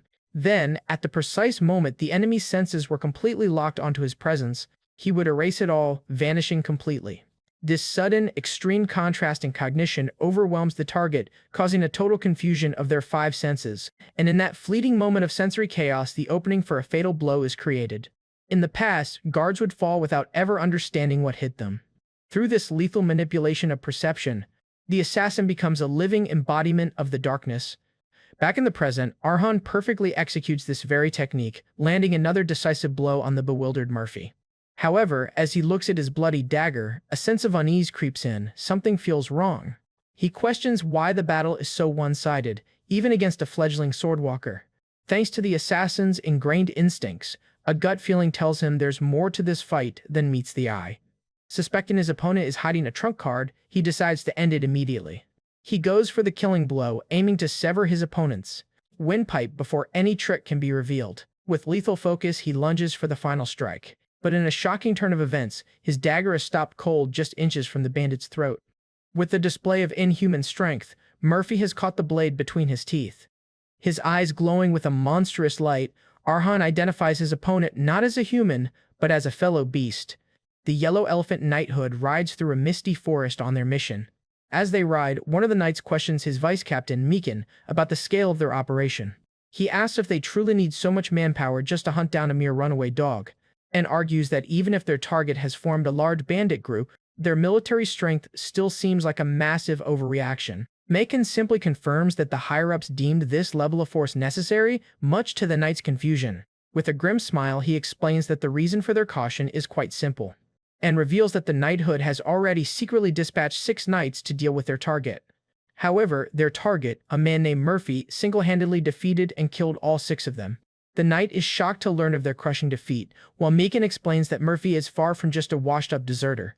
He then warns that when it comes to the act of killing, Murphy is an exceptional and terrifying beast. He reveals that when Murphy was a knight, he had a particularly fearsome alias. He was known throughout the land as the unstoppable berserker.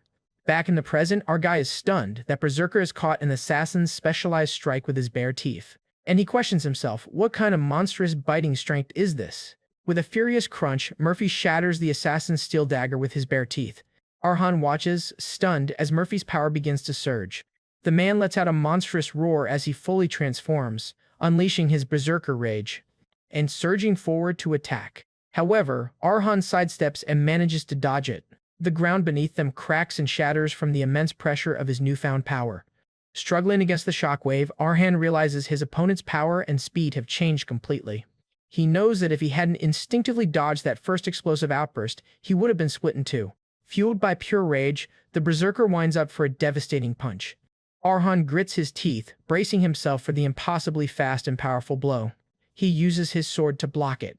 Blood flies as his sword pierces the berserker's hand. An overhead view shows the sheer, overwhelming power of the berserker's strength. Arhan's eyes widen in shock as his sword shatters into pieces. However, he manages to dodge it by using the speed of an assassin. He leaps back, unable to resist the monstrous strength. A moment of stillness falls over the ravaged clearing. Arhan struggles to catch his breath, analyzing the dire situation. He can't believe the transformation, noting how ferocious his opponent's fighting style and aura were even before this. Now, however, Murphy has transcended his limits, a bloodthirsty grin plastered on his face. Arhan concludes that his opponent is no longer a man, but a terrifying, bloodthirsty beast. As his opponent's physical abilities and his path become more ominous, Liam's spirit appears to offer guidance. Liam explains that mutants like Murphy, who lose themselves to their power, occasionally appear. He then elaborates that a berserk state is the result of a warrior who lacks conviction and is driven solely by murderous intent. They trade their reasoning for immense power, and Liam warns Arhan that to win, he must fully digest the assassin's memories and complete his own path. Taking a deep breath, Arhan prepares himself for the grueling battle ahead. He drops his daggers, accepting that this fight is a necessary trial for his growth. Liam explains that there's only one way to truly temper immature iron, and that is to force it to clash directly with a worthy opponent. Arhan meets the berserker's charge head-on, their weapons clashing in a shower of sparks. With glowing red eyes, Murphy glares down at him, intent on crushing him. However, Arhan uses his superior agility to dodge the wild, powerful swings. The berserker launches another attack, forcing him back. Sparks fly as Arhan barely holds his ground against the overwhelming strength. Realizing a direct confrontation is futile, he devises a new strategy, to focus on dodging and parrying. He reasons that if he is unable to break his opponent's bones, then he will simply carve away all of his flesh first. His blade glows as he begins the new assault. He ducks and weaves around the berserker's attacks with practiced ease. Like a phantom, he dances around the raging beast, looking for an opening. He lands a flurry of shallow but precise cuts across the berserker's back, and relentlessly chips away at his opponent, drawing more blood with each pass. Enraged by the constant, stinging attacks, Murphy's fury intensifies. However, he notices that his opponent has disappeared from his sight. His eyes widen as he senses a sudden attack. Just then, Argyle leaps for the fatal blow and recalls the assassin's core tenet: no matter how thick the hide, there is always a weak spot. With deadly precision, he targets the one place he knows will be vulnerable, his opponent's eye. As he swings his sword, to his shock, the berserker masterfully dodges his swing, creating an opening for a counterattack. Arhan's eyes widen, realizing too late that he has been caught in the berserker's trap. The berserker's fist slams into him, a crushing, deadly blow, and Arhan coughs up blood from the devastating blow. The sheer force of the blow hurls him backward through the air. He collapses to the ground, clutching his chest in agony. Panting for breath, he realizes with horror that a single punch nearly knocked him unconscious. However, his gambit paid off as Murphy stumbles back, clutching his now bleeding eye, and he vows to return the favor. Just then, the wounded beast lets out a final, terrifying roar, ready to end the fight. After taking a brutal hit from Murphy, Arhan's last sword falls from his grasp. Meanwhile, Murphy clutches his wounded eye, roaring in pain and fury as his berserker rage intensifies. Now completely consumed by his battle lust, he prepares to finish the fight against a cornered Arhan. Arhan quickly assesses that while blinding him was a good tactic, the berserker's aura has only grown more ferocious in response. And he knows he is outmatched, realizing that his opponent's raw strength means a single clean hit would be fatal. The sight of his cracked and failing sword only confirms his dire situation as his options rapidly dwindle. Every instinct screams for him to retreat and survive, to live and fight another day. However, it is this very life-or-death crisis that forces him to push beyond his limits. Murphy unleashes a devastating punch, the sheer force of which sends Arhan flying backward. Yet, even on the brink of defeat, Arhan's eyes blaze with blue energy as he resolves that he must stand and fight. This life-threatening moment unlocks the final memories of the Sword Fang, transporting his mind to the free city of Crowd. He relives the memories of the Crowd freedom fighter who recalled that to reclaim freedom, someone had to spill blood, a role he willingly accepted. The freedom fighter remembers honing his deadly skills in the Firma arena through countless life-or-death struggles. Ultimately captured, he hangs bleeding, having spilled plenty of blood and crossed every line to reach this very end. Facing his own execution, he sees no opening for escape and no darkness in which to hide, so he accepts his fate. He is led to the guillotine before a crowd and a line of enforcers, believing there is nothing more he can do. A cruel executioner calls for the crowd's attention, ready to make an example of the captured rebel, and gleefully declares this to be the wretched end for a murderer who dared to slay faithful enforcers and innocent nobles. Then, he commands the citizens to witness this miserable end as a warning against disrupting the established order. After that, he orders them not to resist, but to bow their heads and submit, telling them it is the only comfort they are allowed. With a sinister grin, he reinforces the idea that submission is their only choice. The oppressed citizens of Crowd look on, their faces etched with fear and hopeless resignation. But just then, a guard moves, and cuts the rope that binds him to the horse. In that moment, he realizes there is nothing more he can do. However, when he suddenly becomes free, he shatters the illusion of his captor's control. He flips to his feet, stunning the guards and the onlooking crowd alike. With furious determination, he refuses to let his story end so powerlessly, and in a shocking act of ultimate defiance, he sinks his teeth into the guard. Through a pained cry, he declares that he does not fear dying like trash and is willing to be trampled to dust in battle. The executioner and the crowd are utterly shocked by this brutal and unexpected act of rebellion. Standing over a fallen guard, the freedom fighter vows that he must become the darkness that resists to the bitter end. With the guard's half-torn ear in his mouth, he proclaims his goal, to become the darkest darkness in order to illuminate the light of freedom. Then, facing the executioner, he addresses the citizens in the crowd, telling them not to bow their heads. He unleashes a defiant roar, urging them to show the world that they, too, have the will to fight. His powerful words pierce the fog of fear, igniting a spark of hope in the eyes of the people. He rallies them, shouting for them to fight back when their rights are stripped away, and urges them to resist when they are being trampled. Just then, the guards move forward to attack. He dodges that attack and severs one of them. He then screams the painful truth that crowd no longer lives up to its name as a free city. His declaration resonates deeply with the citizens, for they all know he speaks the truth. However, he continues his fight. His final commands echo through the square: do not look away, do not submit. And though he takes a fatal wound, his resistance continues to inspire those watching. He shouts that even if they are lost in a thick fog where they cannot see an inch ahead, they must keep moving forward, and he fights on until his last breath. As chaos erupts, the executioner falls from his panicked horse. The citizens, once frozen in fear, now look on with shock and newfound resolve. Spurred by the hero's sacrifice, one man clenches his fists, ready to act. And across the square, the collective fear of the people transforms into righteous anger. Terrified, the executioner realizes he has lost all control. The dying freedom fighter stands over the cowering executioner, his mission almost complete. In his final moments, he looks out at the people he has awakened, and dies with a single purpose on his mind: freedom. Instead of letting him fall, the citizens he inspired rush forward to catch his body. One young man's face twists with determination. A torch has been passed. The crowd unites, their voices rising in a single powerful chant: for freedom. Fists are raised in unison, signaling the start of the people's rebellion. The oppressed citizens finally fight back, attacking the enforcers who have tormented them for so long. Even the terrified executioner cannot escape the sound of the people chanting for their freedom. The rebellion explodes as the people in the crowd gather to tear the executioner apart. The freedom fighter smiles, content that his sacrifice has shown the true spirit of his city. A vision of a bright and liberated crowd fills his dying mind, a symbol of the future he fought for. Back in the present, Murphy is ready for the final, fatal attack on him. Arhan, now empowered by the darkest darkness of crowd, prepares to unleash its full might. He accepts the freedom fighter's legacy, vowing to carry on his indomitable will. A massive wave of brilliant blue energy erupts from him as he swings his sword, and blood splatters in the air. Murphy is completely stunned, unable to comprehend what just happened. In an instant he feels his own power, his path being completely shattered by Arhan's newfound strength.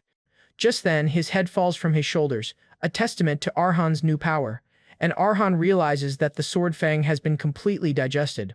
In the aftermath of the brutal battle, Arhan stands victorious over the fallen bandit leader, Murphy. Murphy gasps his last breath, defeated. Exhausted, Arhan lets out a sigh of relief, having survived the grueling ordeal. Suddenly, a surge of power emanates from his sword as he feels a profound change within himself. In this moment of victory, the memories imbued in the assassin's sword, Fang, are finally and completely digested. Just then, our guy recalls the moment Murphy was attacking him, and he declares that he saw it had been so faint that the straight blue line seemed within reach, yet always slipped away. However, he instinctively knew this is his path. As Arhan surveys the scene, the spirit of his ancestor Liam appears beside him. Liam proudly informs his descendant that, though still inexperienced, he can now unfold a path by his own will, officially stepping into the entry level of a swordwalker. With a smug grin, he adds that this new entry-level power is incomparable to the beast Arhan just struck down. He then explains that the caravan's path is one of steel, extending straight and true without bending before any obstacle. Theirs is the path of steel, a power that shatters all that stands in its way. He reveals that in the past, those captivated by its majesty had a special name for this power. With an intense gaze, he christens his descendants' newly awakened ability, the Line. However, the strain of awakening his new power is too much, and Arhan begins to falter. He collapses face first into the dirt, completely spent from the battle, and weakly asks his master why he has no strength left, while Liam explains it's the backlash of using excessive power in an untrained body. The ancestor cackles maniacally, gleefully telling him to look forward to the intense training that awaits him to become a mature walker. Lying in the mud, Arhan reflects that while he's still at the entry level, he has finally taken a genuine step forward. He clenches a fistful of dirt, proud that he has forged a path that is completely his own, not a half-baked imitation. A torch illuminates the darkness as a familiar voice calls out, "Young Master Arhan." Lying on the ground, he looks up to see his companions have arrived. It's Patel and Solyan, who have tracked him to the bandit camp.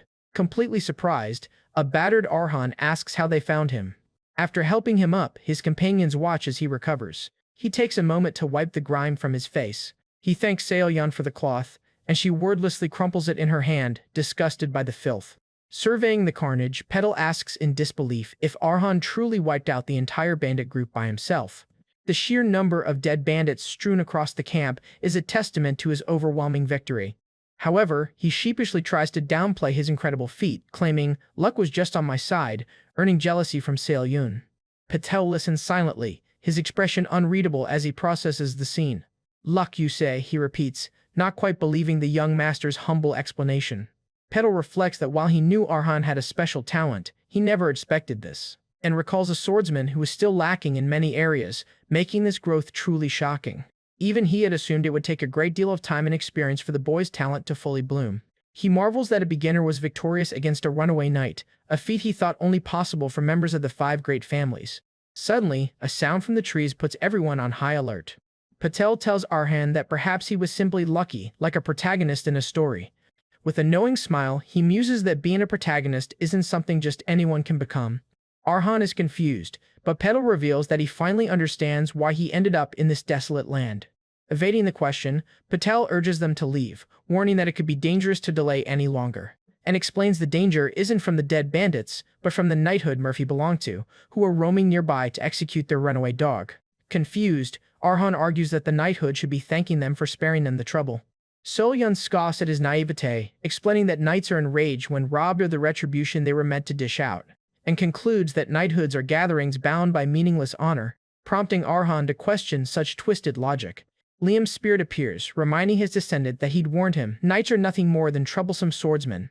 With a sharp glint in his eye, he realizes the moment has come for Arhan to experience firsthand just how troublesome knights can be.